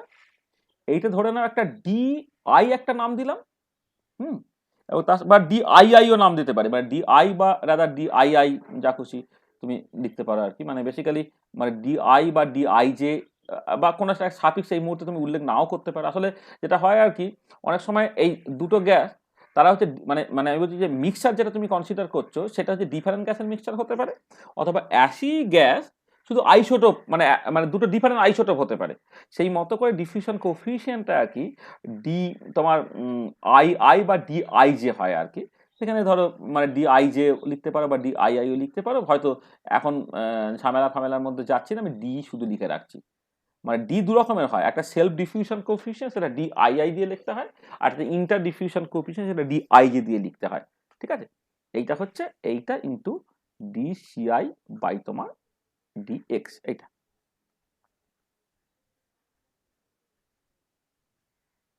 এটা হচ্ছে ডিসিআই বাই তোমার ডিএক্স, তাহলে minus D d c i by d x. এই যে ইকুয়েশনটা হলো, this is the famous Fick's law, এইটা হচ্ছে তোমার সকল ফিক্স ল। আর এই ডিটা তাকে বলা হয়েছে ডিফিউশন কোফিশিয়েন্ট। মানে আমি ওই যে self diffusion coefficient, inter diffusion coefficient, এই তফাৎগুলো এক্ষুনি করছি না, হ্যাঁ, ডিফিউশন কোফিশিয়েন্ট, ডিফিউশন কোফিশিয়েন্ট এটা। তাহলে এখানে দেখো তোমার ওই আবার একটা জেনারেল ট্রান্সপোর্ট ফেনোমেনার মধ্যেই হচ্ছে তোমার ডিফিউশন ফেনোমেনাটাকে তুমি কাস্ট করতে পারছো, যেখানে যে প্রপোর্শনালিটি কনস্ট্যান্টটা আসছে বা ফেনোমেনোলজিক্যাল কনস্ট্যান্টটা, সেটা বেসিক্যালি তোমার ডিফিউশন কোফিশিয়েন্ট এবং করসপন্ডিং লটা হচ্ছে তোমার ফিক্স ল, ঠিক আছে এটা। আর 4 নম্বর যেটা, এইটা আমাদের একটুখানি মানে এইখানে যে খুব বেশি লাগবে সেরকম নয়, তবু আমরা কমপ্লিটনেসের জন্য করে আসছি। সেটা হচ্ছে যে যে ধরো এইখানে এখানে সলিউশন বা মিক্সচার ইত্যাদি না হয়ে তার বদলে ধরো একটা পিওর ফ্লুইড আছে, ঠিক আছে, তাহলে সেখানেও তোমার একটা মাস ফ্লো হতে পারে, কিন্তু মাস ফ্লোটা মানে আমি যখন এই পার্টিকুলার একটা ডিফিউশন ফেনোমেননটা বলছি না, তখন কিন্তু এখানে যা টেম্পারেচার প্রেসার, এইখানে সেই টেম্পারেচার সেই প্রেসার তোমার থাকতেই পারে, কোনো অসুবিধা নেই। মানে এদিকে যা প্রেসার এদিকে তাই প্রেসার, এদিকে যে টেম্পারেচার এদিকে সেই টেম্পারেচার, কিন্তু কনসেন্ট্রেশনগুলো তোমার আলাদা। যেমন ধরো তোমার ঘরের একটা কোণে হয়তো ধূপ জ্বলছে, তুমি একটু পরে এখানে গন্ধটা পেলে, কিন্তু এই ধূপের আশেপাশে যা টেম্পারেচার প্রেসার, বা তোমার নাকের আশেপাশে কিন্তু একই টেম্পারেচার প্রেসার, তো তফাৎটা কি না, ধূপের আশেপাশে ওই ধূপের যে ধোঁয়া মানে যে কেমিক্যালটা তৈরি করছে তার কনসেন্ট্রেশনটা বেশি, তোমার নাকের আশেপাশে হচ্ছে সেই কনসেন্ট্রেশনটা কম বলে ওই হায়ার কনসেন্ট্রেশন রিজিয়ন থেকে লোয়ার কনসেন্ট্রেশন রিজিয়নের দিকে হচ্ছে তোমার মলিকিউলগুলো ছুটে এসেছে। কিন্তু এই ছুটে আসাটা কিন্তু প্রেসার ডিফারেন্সের জন্য না। তাহলে একটা মাস ফ্লো অর তুমি বলতে পারো ভলিউম ফ্লো, মানে ইনকম্প্রেসিবল ফ্লুইডের জন্য মাস দিয়ে না ভেবে তুমি একটা ফ্লুইড ফ্লো দিয়েও ভাবতে পারো আর কি। সেখানে সিচুয়েশনটা কিরকম, সেখানে সিচুয়েশনটা হচ্ছে তুমি দুটো রিজিয়ন ধরেছো, ধরো এই ধরো দুটো রিজিয়ন তুমি ভাবছো, এইটা মানে রাদার রাদার এইরকম ভাবে ছবিটা না আঁকে অন্যভাবে বলি, যে মানে ধরো তুমি এই এই পার্টিকুলার ডিরেকশনটাকে কনসিডার করছো, এটা এক্স ডিরেকশন। এবারে একটা ওরকম সিলিন্ড্রিক্যাল কন্টেনার তুমি ভাবছো, সিলিন্ড্রিক্যাল কন্টেনার তুমি ভাবছো, হ্যাঁ, এটা এটা এবারে ধরো এই ইনলেটের প্রেসারটা P1, আউটলেটের প্রেসারটা P2, যেখানে P1টা কিন্তু গ্রেটার দ্যান P2। তাহলে কি হবে, এদিক থেকে ফ্লুইড ঢুকে এদিকে জাস্ট বেরোতে পারবে, এবং এইটা হচ্ছে direction of flow of A fluid, direction of flow of A fluid এইটা। তাহলে হায়ার প্রেসার থেকে লোয়ার প্রেসারের দিকে দেখো তোমার এই ফ্লোটাকে করছে। আগে ছিল, আগে কিন্তু দুদিকে প্রেসারটা সমান, শুধু হায়ার কনসেন্ট্রেশন থেকে লোয়ার কনসেন্ট্রেশন দিকে যাচ্ছে, এখানে যে হায়ার প্রেসার থেকে লোয়ার প্রেসারের দিকে যাচ্ছে। আর এবারে তুমি এই এক্স ডিরেকশন বরাবর যখন এটা এক্স, তখন ধরে না এখানে প্রেসারটা পি, আর যখন এক্সটা বেড়ে এক্স প্লাস ডিএক্স হয়ে গেল, তখন ধরো প্রেসারটা হয়ে গেছে পি প্লাস তোমার ডিপি। এখানেও দেখো যদি এদিকে প্রেসার বেশি এদিকে কম, তাহলে গ্র্যাজুয়ালি যখন এক্স বরাবর তুমি এগোচ্ছ, তখন সকল কিন্তু প্রেসারটা কমার কথা, ডিপির মধ্যে একটা ইন্ট্রিনজিক নেগেটিভ সাইন আছে। তাহলে এই যে ডিপি বাই ডিএক্স, এইটা হচ্ছে সকল তোমার প্রেসার প্রেসার গ্রেডিয়েন্ট, ঠিক আছে। ডিপি ডিএক্সটা হচ্ছে তোমার প্রেসার গ্রেডিয়েন্ট। তাহলে এবারে এই তোমার ধরো মানে এই ভলিউম ভলিউম দিয়ে আমি না হয় বলছি জিনিসটাকে, হ্যাঁ, মানে এটা মাসের সঙ্গে হলে আগের সাথে তোমার কনফিউশন হতে পারে কিছু না, ভলিউমের সঙ্গে তুমি জাস্ট ডেনসিটি গুণ করে দেবে, তাহলেই মাসটা পেয়ে যাবে, অসুবিধা কিছু নেই। আমি তাহলে ভলিউম দিয়ে বলি, যদি মাস তোমাকে বলতে হয় সেটাকে ডেনসিটিটা কনস্ট্যান্ট আছে ধরে নিয়ে, ইনকম্প্রেসিবল ফ্লুইডের ক্ষেত্রে ডেনসিটি মোরালেস কনস্ট্যান্ট, সেটা দিয়ে গুণ করে দিয়ে আমি চাইলে মাসটা করে ফেলতে পারি। তাহলে volume flows per unit time per unit cross sectional area, volume flows per unit time per unit cross sectional area, সেটা হচ্ছে তোমার ভলিউম ফ্লাক্স বলা হচ্ছে, সেটাকে ধরো জিএ সাফিক্সে ভি বললাম ইন দ্য এক্স ডিরেকশন সেইটা। আর এখানে মাইনাস একটা যে কোনো একটা কনস্ট্যান্ট ধরো আমি বলছি, মানে যে কোনো একটা কনস্ট্যান্ট, মানে কনস্ট্যান্টটা কি বলবো, একটা নাম দিচ্ছি ধরো একটা কিছু এই ল্যামডা বা এরকম কোনো একটা নাম দিচ্ছি, এটা জাস্ট একটা প্রপোর্শনালিটি কনস্ট্যান্ট। এই ল্যামডার মানেটা তোমাকে একটু পরে আমি বোঝাচ্ছি, মানে ল্যামডা মিন ফিপার বা ইত্যাদির সঙ্গে যেন কনফিউশন না হয়ে যায় আর কি, মানে জাস্ট একটা প্রপোর্শনালিটি কনস্ট্যান্ট এইটা ইনটু আমি লিখলাম তোমার ডিপি বাই ডিএক্স, এরকম একটা তোমার ধরো লিখলাম এইটা, এইটা ঠিক আছে। তাহলে এই যে করসপন্ডিং লটা সেটাই হচ্ছে সকল পয়সল্লিশ ল, এইটা এটা এটা হচ্ছে তোমার 45 ল। এবারে এই ল্যামডাটা, এই ল্যামডা হচ্ছে এ প্রপোর্শনালিটি কনস্ট্যান্ট বা phenomenological constant, logical constant which is inversely related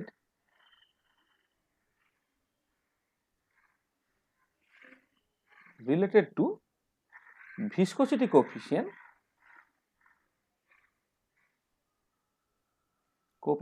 ইটা। ল্যামডাটা হচ্ছে ইটার সঙ্গে তার রেসিপ্রোকাল রিলেশন বা ইনভার্স রিলেশন আছে আর কি, হ্যাঁ, রেসিপ্রোকাল রিলেশন বা ইনভার্স রিলেশন আছে। এবারে ইটার সঙ্গে যা রেসিপ্রোকাল রিলেশন তাকে তুমি ফ্লুইডিটি বলতে পারো, আর ফ্লুইডিটিকেও ফাই দিয়ে এক্সপ্রেস করা হয়। এই ফাই আর পোটেনশিয়াল ডিফারেন্সের ফাই গুলিয়ে যাবে বলে আমি জাস্ট এখানে যে সিম্বলটা আমি এখানে কোথাও ইউজ করছি না, সেই ল্যামডাটা আমি ধরো এখানে ইউজ করলাম। ল্যামডা কিন্তু কখনোই মিন ফিপার বা ইত্যাদির সঙ্গে যেন ঘেটে ফেলো না, মানে আসলে প্রপোর্শনালটা কোনটা কে লিখবে না সি লিখবে, যেগুলো তুমি লিখতে অভ্যস্ত আর কি, সেইগুলো তো তোমার অলরেডি ইউজ করা হয়ে গেছে, এই জন্য উপায় নেই, জাস্ট যে কোনো একটা ল্যামডা আমি লিখলাম। আজ এবার তোমার মনে হতে পারে যে তাই তো আমি তো 45 ফর্মুলা জানি, তাহলে এরকম কি করে হলো? তুই 45 ফর্মুলা যখন জানো, কেমন করে জানো একটু খেয়াল করে দেখো তো। মানে তোমার যে চেনা ফর্মের সঙ্গে তুমি একটু বোঝার চেষ্টা করো, তার চেনা ফর্মের সঙ্গে যদি তুমি দেখো, তাহলে ধরো তোমার এই এই এদিকে প্রেশারটা P1, এদিকে প্রেশারটা P2, যেখানে P1 গ্রেটার দ্যান P2, এদিকে একটা ফ্লুইড ঢুকলো, এদিকে একটা ফ্লুইড বেরোলো। ধরে নাও এই যে এরিয়া অফ ক্রস সেকশন,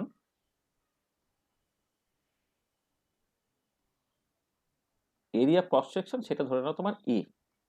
তাহলে দেখো এই যে volume flows per unit time per unit cross section area যদি এটা হয়, তাহলে তুমি যদি বলো যে ভলিউম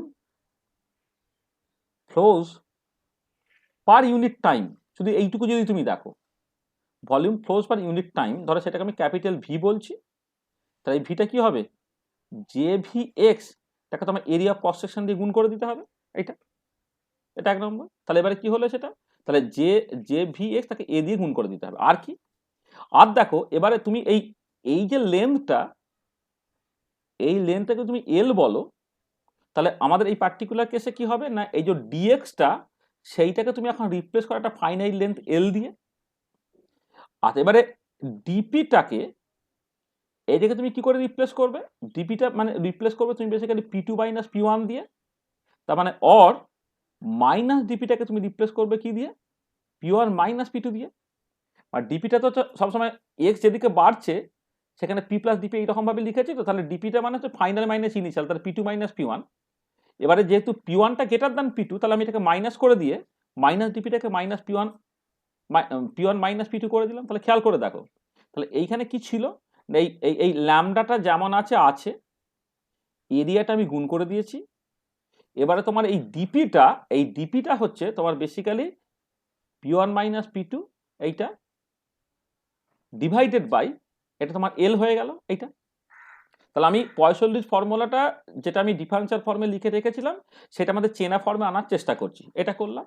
তাহলে এবারে দেখো খেয়াল করে, এই যে এটা যদি তোমার এই সকল এই যে এই যে রেডিয়াসটা যদি এ হতো, তাহলে এরিয়াটা তোমার কি হতো না, এরিয়াটা তুমি লিখতে পারছো কত, পাই এ স্কোয়ার, যেখানে এটা হচ্ছে রেডিয়াস অফ দ্য সিলিন্ডার। তাহলে তুমি এর জায়গায় পাই এ স্কোয়ার বসাতে পারছো, তাহলে কি দাঁড়াচ্ছে দেখো, ভিটা হয়ে যাচ্ছে তোমার lambda pi A square into P1 minus P2 divided by তোমার কি হয়ে যাচ্ছে, এল হয়ে যাচ্ছে। তাহলে এইটা এর জায়গায় পাই এ স্কোয়ার বসালে তুমি এইটা তোমার হয়ে যাচ্ছে এটা। আর এবারে দেখো তোমার জানা কি, তুমি কি জানো, তুমি জানো এই যে volume flows per unit time সেটাকে তুমি লেখো কেমন করে, পাই a to the power 4 into p1 minus p2 by 8 eta l, মনে আছে? মানে সকল যে পয়সোদিস ফর্মুলার চেনা ফর্মটা কি, volume flows by unit time, সেটা হচ্ছে পাই a to the power 4 p1 minus p2 by 8 eta l, তাই তো নাকি? হ্যাঁ স্যার। এইটা তাহলে কি হচ্ছে, তাহলে তুমি যদি বসাও যে if we write let's say তোমার মানে আমি বলবো যে lambda pi square by L, lambda pi square by L নয়, এলটাকে বাদ দাও, তুমি যদি এইভাবে লেখো যে ল্যামডা পাই স্কোয়ার, এইটাকে তুমি রিপ্লেস করো just pi e to the power 4 by 8 eta দিয়ে, অর তুমি যদি ল্যামডাটাকে লেখো পাই পাই কেটে গেল এ স্কোয়ার বাই 8 ইন্টু ইটা লিখে দাও। দেখো মানে যদি তুমি ল্যামডাটাকে এ স্কোয়ার বাই 8 ইন্টু ইটা লিখে দাও এখানে, হ্যাঁ এটা হচ্ছে এ স্কোয়ার বাই ইটা যদি তুমি লিখে দাও, 8 ইটা যদি তুমি লিখে দাও ল্যামডাটাকে, তাহলে দেখো তোমার এই চেনা ফর্মটা তোমার পরিষ্কারভাবে চলে আসছে। এইটাই হচ্ছে তোমার সকল পপুলার ফর্ম অফ দা, এইটাই হচ্ছে তোমার popular form of Poiseuille's equation. This is the popular form of the Poiseuille's equation.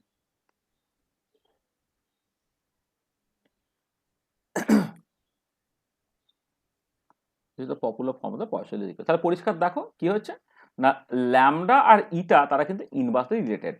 হ্যাঁ তাহলে কি হয়েছিল, এই যে আমি প্রথমে যেটা বলেছিলাম যে পয়েসেলের ফর্মুলাটা এইরকম ভাবে দিবে, ল্যামডাটা হচ্ছে ইটার সঙ্গে ইনভার্সলি রিলেটেড, এবং সেটা তুমি কেমন করে দেখতে পাচ্ছ, দেখো তোমার এই ল অফ ট্রান্সপোর্ট ফেনোমেননটাকে যদি তুমি just general law of transport তার মতো করে জাস্ট আনার চেষ্টা, মানে জেনারেল ল অফ ট্রান্সপোর্ট থেকে যদি তুমি পয়েসেলের ফর্মুলাটাকে আনতে চাও, তাহলে সকল যে এই প্রপোর্শনালিটি কনস্ট্যান্ট বা ফেনোমেনোলজিক্যাল কনস্ট্যান্টটা সেটা ভিসকোসিটি কোএফিসিয়েন্টের সঙ্গে ইনভার্সলি রিলেটেড হচ্ছে, এবং কেমন করে ইনভার্সলি রিলেটেড হচ্ছে না সেটা বেসিক্যালি ছিল আমার এইটা।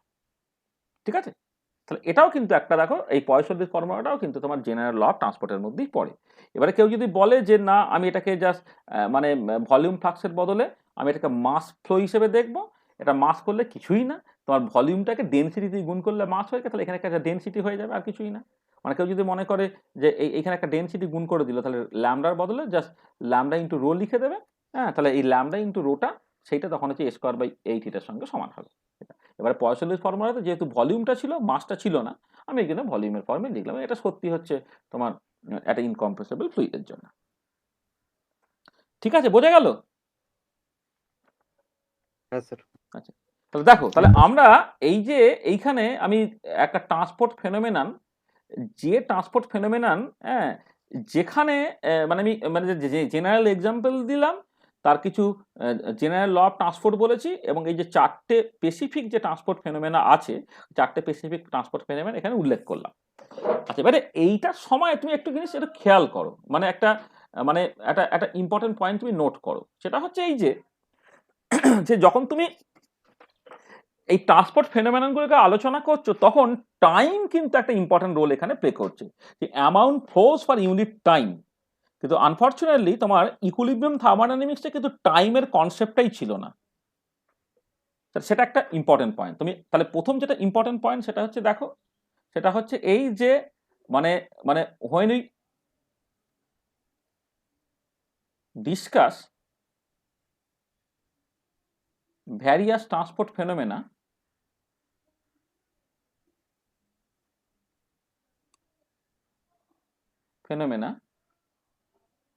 এক নম্বর হচ্ছে we have to deal with time variation. টাইমের সঙ্গে সঙ্গে তোমাকে চেঞ্জটাকে দেখতে হচ্ছে, মানে টাইম একটা ইম্পর্টেন্ট রোল প্লে করছে। আর দু নম্বর কি, দু নম্বর হচ্ছে the system is not in equilibrium, মানে নট ইন ইকুইলিব্রিয়াম মানে সিস্টেমটা থার্মোডাইনামিক ইকুইলিব্রিয়ামে নেই, সেটা তুমি হয়তো স্টেডি স্টেটে অ্যাপ্রক্সিমেট করে নিতে পারো, বা সেটা নন স্টেডি স্টেটে আছে। তার মানে যখন আমি ট্রান্সপোর্ট ফেনোমেননগুলোকে বুঝতে চাইছি, মানে when discuss various transport phenomena, তখন আমাকে দুটো জিনিস করতে হবে। We have to deal with time variation, আর আর মানে আর একটা যেটা ফ্যাক্ট সেটা হচ্ছে the system is not in equilibrium. তাহলে এই যে দুটো জিনিস আমি বললাম যে সিস্টেমটা ইকুইলিব্রিয়ামের নেই আর একটা টাইম নিয়ে কথাবার্তা বলতে হচ্ছে, তাহলে this actually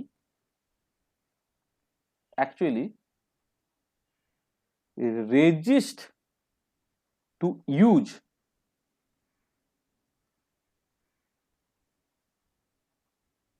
principle of equilibrium thermodynamics, principle of equilibrium thermodynamics as it is। মানে প্রিন্সিপাল ইকুইলিব্রিয়াম থার্মোডাইনামিক্স যেটা তুমি পড়েছিলে সেটাকে অ্যাজ ইট ইজ ব্যবহার করার অসুবিধা হচ্ছে দুটো। একটা হচ্ছে যে ক্লাসিক্যাল থার্মোডাইনামিক্সের টাইমের সেন্সটাই নেই, টাইমের নোশনটাই নেই আর কি। কিন্তু এখানে টাইমের নোশন বা টাইমের সেন্সটা নিয়ে আসতে হবে, কারণ তুমি যখন ওই ফ্লাক্সটাকে ক্যালকুলেট করবে তখন কিন্তু তোমাকে জাস্ট মানে amount flows per unit time, এই unit time is very very important. এটা এক নম্বর। আচ্ছা, ২ নম্বর যেটা কথা সেটা হচ্ছে এইখানে দেখো এই যে টেম্পারেচার, প্রেসার, হ্যানা ত্যানা আমি সব বিভিন্ন সময় লিখে ফেলেছি, কিন্তু এই ধরনের সিস্টেম তো ইকুইলিব্রিয়াম সিস্টেম নয়। তাহলে ইকুইলিব্রিয়াম স্টেটে যদি না থাকে তাহলে টেম্পারেচার, প্রেসার, কেমিক্যাল পটেনশিয়াল যে জিনিসগুলো হয়তো এই ট্রান্সপোর্ট ফেনোমেনন বা জেনারেল ল অফ ট্রান্সপোর্ট ইত্যাদিগুলোকে লিখতে কাজে লাগবে আর কি, সেই জিনিসগুলো তোমাকে নতুন করে একটু ডিফাইন করতে হবে, কারণ এগুলো অলরেডি ছিল না। ঠিক আছে? তাহলে তোমাকে এই যে মানে এই দুটো জায়গায় কিন্তু তোমাকে অ্যাকচুয়ালি রেজিস্ট করছে, মানে বাধা দিচ্ছে to use principal of equilibrium thermodynamics, সেটা অ্যাজ ইট ইজ যেমন হয় সেই ধরনের। তাহলে দেখো, তাহলে তোমার যেটা দুটো মেজর ডিফিকাল্টি যেটা তোমাকে অ্যাকচুয়ালি মানে ইকুইলিব্রিয়াম থার্মোডাইনামিক্সটাকে কি বলবো, ইকুইলিব্রিয়াম থার্মোডাইনামিক্সটাকে ইউজ করতে অ্যাকচুয়ালি বাধা দিচ্ছে, সেটা হচ্ছে এরকম। তাহলে জাস্ট আমি জাস্ট লিখছি যে ধরো টু কি বলবো, মানে to difficulties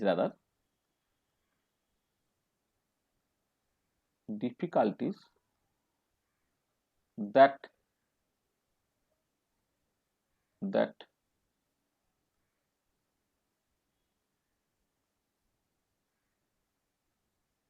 resist us to apply the principle of equilibrium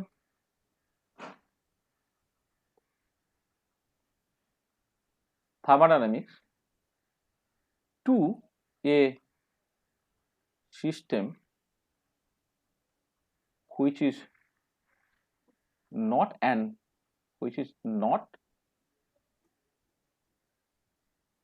not in equilibrium।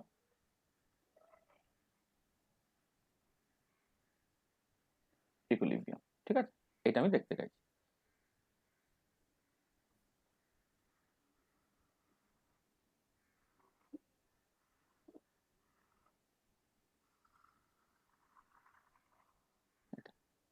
সেটা কি কি? সেটা প্রথম সেটা হচ্ছে যে when we deal with irreversible processes such as transport phenomena,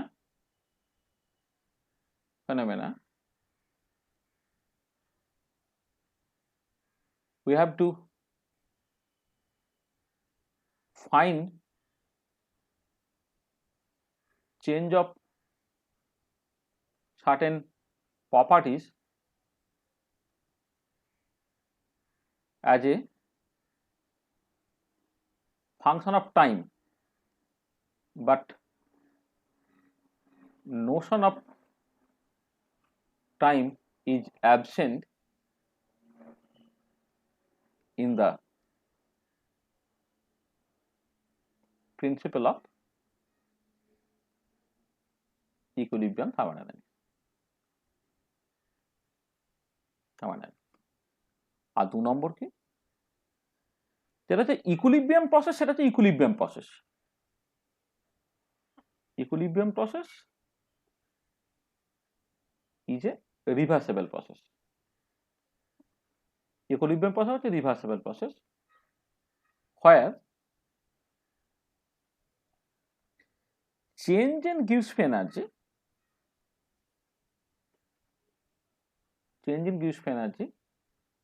can be written as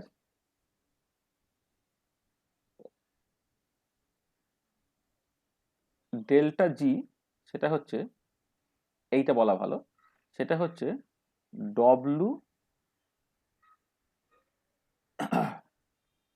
মানে ম্যাক্স বলা ভালো, ডব্লু ম্যাক্সিমাম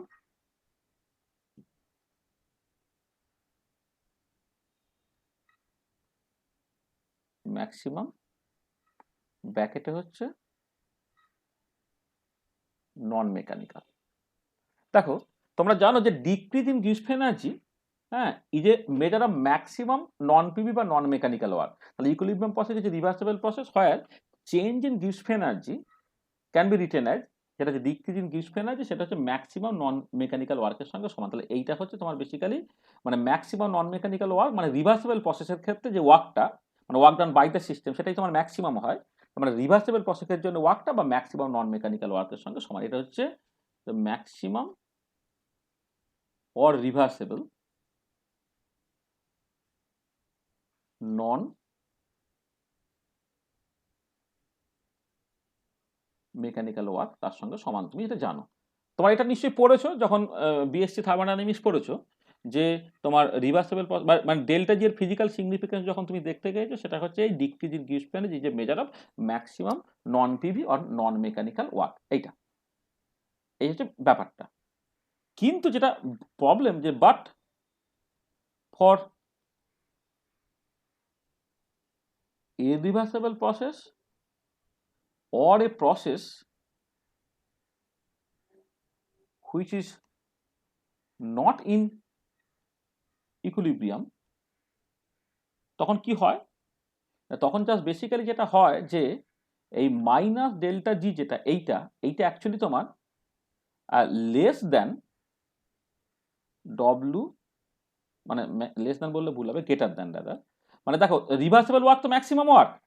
আচ্ছা তোমাকে একটা জিনিস বলি, যে তোমার ডেল্টা যে একটা স্টেট প্রপার্টি, তাহলে একটা ইনিশিয়াল স্টেট থেকে ফাইনাল স্টেটে তোমার যেভাবেই যায় না কেন, মানে আমি জাস্ট এভাবে বলছি যে ধরো একটা ইনিশিয়াল স্টেটটা হচ্ছে এ আর ফাইনাল স্টেটটা ধরো তোমার বি। এবার এইখান থেকে এইখানে তুমি রিভার্সিবলি যেতে পারো, আবার এইখান থেকে এইখানে তুমি ইরিভার্সিবলি যেতে পারো। তাহলে তার জন্য কিন্তু তোমার সকাল যে ডেল্টা জিটা, এটা কিন্তু সবসময়ই হচ্ছে জিবি মাইনাস জিএ হবে, এটা তোমার জানা আছে। মানে যেহেতু গিভস যে একটা স্টেট প্রপার্টি, এটা গিভেন ইনিশিয়াল স্টেট থেকে ফাইনাল স্টেটে এটা রিভার্সিবিলি যাক বা ইরিভার্সিবিলি যাক, ডেল্টা জিটা কিন্তু সবসময় সমান হবে। এটা হচ্ছে জিবি মাইনাস জিএ, মানে ফাইনাল স্টেটে গিভস এনার্জি মানে ইনিশিয়াল স্টেটে গিভস এনার্জি, আর মাইনাস ডেল্টা জি মানে মানে জিএ মাইনাস জিবি, এইটা। তাহলে এটা দু জায়গাতেই সমান। কিন্তু তুমি ওয়ার্ক যদি ক্যালকুলেট করো, তুমি জানো যে ওয়ার্ক ডান যদি বাই দ্য সিস্টেম হয়, তাহলে রিভার্সিবল ওয়ার্ক ম্যাক্সিমাম ওয়ার্ক হয়। তাহলে এই যখন রিভার্সিবল প্রসেসে যদি এই দুটো সমান হয়, ইরিভার্সিবল প্রসেসের ক্ষেত্রে ওয়ার্কটা তোমার বেসিক্যালি কমে গেল, কিন্তু গিভস এনার্জিটা যা আছে তাই রয়ে গেল। তার মানে this is actually greater than তোমার ডব্লু, মানে this is actually greater than work done irreversible process non mechanical, এইটা, তাই না? মানে গিভস এনার্জি চেঞ্জটা একই রইলো, কিন্তু রিভার্সিবল প্রসেসের যা ওয়ার্ক, ইরিভার্সিবল প্রসেসের ক্ষেত্রে ওয়ার্কটা কমে গেছে। তাহলে কি হবে, তাহলে এইটা যেটা ইকুয়াল টু ছিল এটা গ্রেটার দ্যান হয়ে গেছে। তার মানে কি এই ইকুয়াল টু হলে অনেক কিছু সহজ, তাহলে এখন হয়ে গেল কিন্তু এটা গ্রেটার দ্যান জিরো। তার মানে কি দাঁড়াচ্ছে যে মানে but for irreversible process or a process which is not in equilibrium, তার জন্য আমাকে এইটা করতে হবে। তার মানে যেটা দাঁড়াচ্ছে যে we have to deal with inequality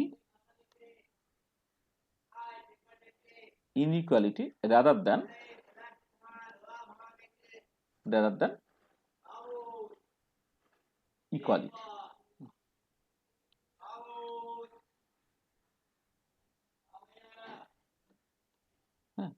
তাহলে আমাকে যেটা করতে হবে কিন্তু এই আগে যেমন ইকুয়ালিটি নিয়ে হ্যান্ডেল করতে হতো, তখন তোমাকে ইনইকুয়ালিটি নিয়ে হ্যান্ডেল করতে হবে। অর্থাৎ ইকুয়ালিটি মানে তুমি জানো যে ধরো এই যে মানে এই মাইনাস ডেল্টা কি ডব্লিউ ম্যাক্স নন মেকানিক্যাল এইটা যদি হয়, তাহলে সেইখান থেকে যে থার্মোডাইনামিক্স ফার্স্ট ল এবং সেকেন্ড ল কাজে লাগিয়ে তুমি ফান্ডামেন্টাল ইকুয়েশন অফ থার্মোডাইনামিক্স গুলো পেতে আর কি। মানে জিটাকে তুমি ডিফাইন করতে এইচ মাইনাস টিএস বা ডিজি ইকুয়াল টু তোমার বেসিক্যালি ওই minus S GT plus VTP এই টাইপের যে ইকুয়েশনস গুলো হতো, সেই ইকুয়েশনগুলো তুমি এখন লিখতে পারবে না। অর্থাৎ তোমাকে বেসিক্যালি ইকুইলিব্রিয়াম থার্মোডাইনামিক্সের লগুলোকে এই ইকুয়াল টু থেকে তোমাকে আস্তে আস্তে আস্তে ইনইকুয়ালিটির মতো করে কিন্তু তোমাকে রাইট করতে হবে। এইটা হচ্ছে তাহলে মেজর যে দুটো জায়গা দেখো, তার মানে আমি এই ইকুইলিব্রিয়াম থার্মোডাইনামিক্স যখন এই নন ইকুইলিব্রিয়াম প্রসেস বা ইরিভার্সিবল প্রসেসে ইউজ করব মনে করছি, তখন কিন্তু দুটো জায়গায় তোমাকে বেসিক্যালি সমস্যায় পড়ে যেতে হবে আর কি। তাহলে এবারে এইগুলোকে কেমন করে ট্যাকেল করতে হয়, এটাকে ট্যাকেল করার জন্য তোমাকে যেটা প্রথম যে কাজটাকে করতে হবে, যে আমি ধরে নেব যে সিস্টেমটা অনেকটা বেশি ডেভিয়েটেড ফ্রম আইডিয়ালিটি নেই। সিস্টেমটা তোমার বেসিক্যালি হচ্ছে মানে ঠিক আছে ডেভিয়েটেড ফ্রম সিস্টেমটা অনেকটা বেশি ইকুইলিব্রিয়াম স্টেট থেকে ডেভিয়েটেড নেই, কিন্তু একটা ছোট্ট রিজিয়ন যদি তুমি কনসিডার করো, সেইখানে কিন্তু সকাল একটা লোকাল ইকুইলিব্রিয়াম মেনটেন থাকবে। মানে তুমি এই যে বলছো এখানে যে ধরো আমি এই যে পার্টিকুলার কেসগুলোকে কনসিডার করেছি, ধরো হিট ফ্লো এর কথাই বলছি, হিট ফ্লো এর কথা তুমি এদিকে টেম্পারেচার বেশি এদিকে টেম্পারেচার কম, অর্থাৎ টেম্পারেচার ডিফারেন্স একটা আছে, কিন্তু ডিএক্সটাকে তুমি খুব ছোট ধরে নাও, তাহলে তুমি এই ছোট্ট রিজিয়নের মধ্যে ধরে নিতে পারতে যে টেম্পারেচারটা মোরাললেস কনস্ট্যান্ট আছে, ঠিক আছে। বা তুমি যখন পোটেনশিয়ালের কথা বলছো, তখন যদি ডিএক্সটা খুব ছোট্ট হয়, তাহলে একটা ছোট্ট রিজিয়নের মধ্যে তুমি ধরে নিতে পারো যে পোটেনশিয়ালটা তোমার মোরাললেস কনস্ট্যান্ট আছে। সিমিলারলি কনসেন্ট্রেশন বা আরো অন্যান্য প্রেসার ইত্যাদি ক্ষেত্রে আর কি। তাহলে এই যে একটা ছোট্ট রিজিয়ন ধরে নেওয়া, মানে ওভারঅল থার্মোডাইনামিক সিস্টেমটাকে না ধরে তার মধ্যে একটা ছোট্ট পার্ট সেইটাকে ধরে সেইখানে তুমি মনে মনে জাস্ট ভেবে দাও ওখানে অ্যাজিভ যেন temperature constant, pressure constant, chemical potential constant বা কনসেন্ট্রেশন কনস্ট্যান্ট ইত্যাদি আছে। তাহলে তুমি কি করতে পারতে না, এই ছোট্ট রিজিয়নের জন্য তুমি কিন্তু লজ অফ ক্লাসিক্যাল থার্মোডাইনামিক্স ব্যবহার করতে পারতে। তাহলে এই যে একটা ওভারঅল সিস্টেম থেকে একটা ছোট্ট পার্টকে আলাদা করে সেইখানে কিনা তোমার মোরাললেস সমস্ত থার্মোডাইনামিক প্যারামিটারগুলোকে তুমি ডিফাইন করতে পারছো এবং সেখানে লজ অফ থার্মোডাইনামিক্স ইউজ করতে পারছো, সেটাই হচ্ছে তোমাকে বলা হবে ওই প্রিন্সিপালস অফ লোকাল ইকুইলিব্রিয়াম। তাই লোকাল ইকুইলিব্রিয়াম কনসেপ্টটা তোমাকে এখন জাস্ট ইন্ট্রোডিউস করতে হবে আর কি, মানে অ্যাজাম্পশনস অফ লোকাল ইকুইলিব্রিয়াম। তাহলে নেক্সট আমরা যে কাজটাকে করব সেটা হচ্ছে assumptions of local equilibrium। তাহলে এই assumptions of local equilibrium মানে অ্যাকচুয়ালি সিস্টেমটা ইকুইলিব্রিয়ামে নেই, it is away from the equilibrium, কিন্তু এই assumptions of local equilibriumকে কাজে লাগিয়ে তুমি এই তোমার সকল যে ইকুইলিব্রিয়াম থার্মোডাইনামিক্সের যে ফার্স্ট ল এবং সেকেন্ড ল সেইগুলোকে তুমি কেমন করে ইমপ্লিমেন্ট করতে পারো। তাহলে আমরা নেক্সট যে জিনিসটা পড়তে চাই সেটা হচ্ছে assumptions of local equilibrium and laws of classical thermodynamics।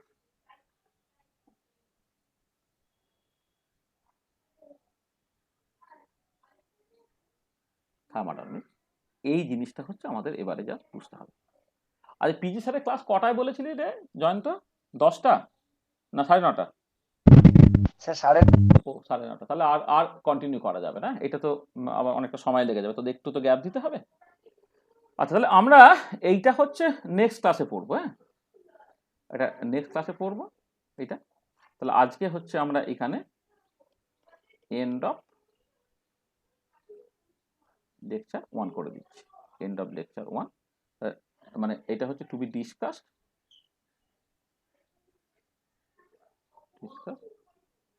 In the next class. তাহলে পরের ক্লাসে আমরা এই assumptions of local equilibrium and laws of classical thermodynamics, হ্যাঁ সেইটাকে আমরা নেক্সট ক্লাসে ইউজ করব। তাহলে আজকে আমরা বেসিক্যালি তোমার ওই লেকচার 1টাকে শেষ করছি, হ্যাঁ, এবং একটুখানি হালকা করে থ্যাংক ইউ বলে।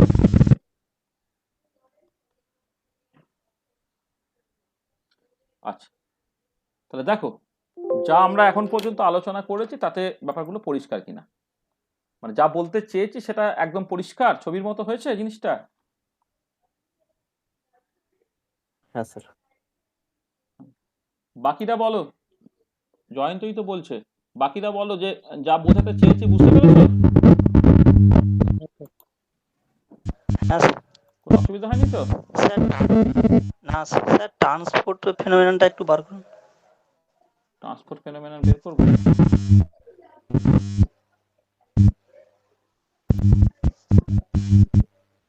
এটা বলছো এইখানটা? না, শুরুতে একেবারে প্রথমে। হ্যাঁ, এটা এইটাই তো বলছো, হ্যাঁ।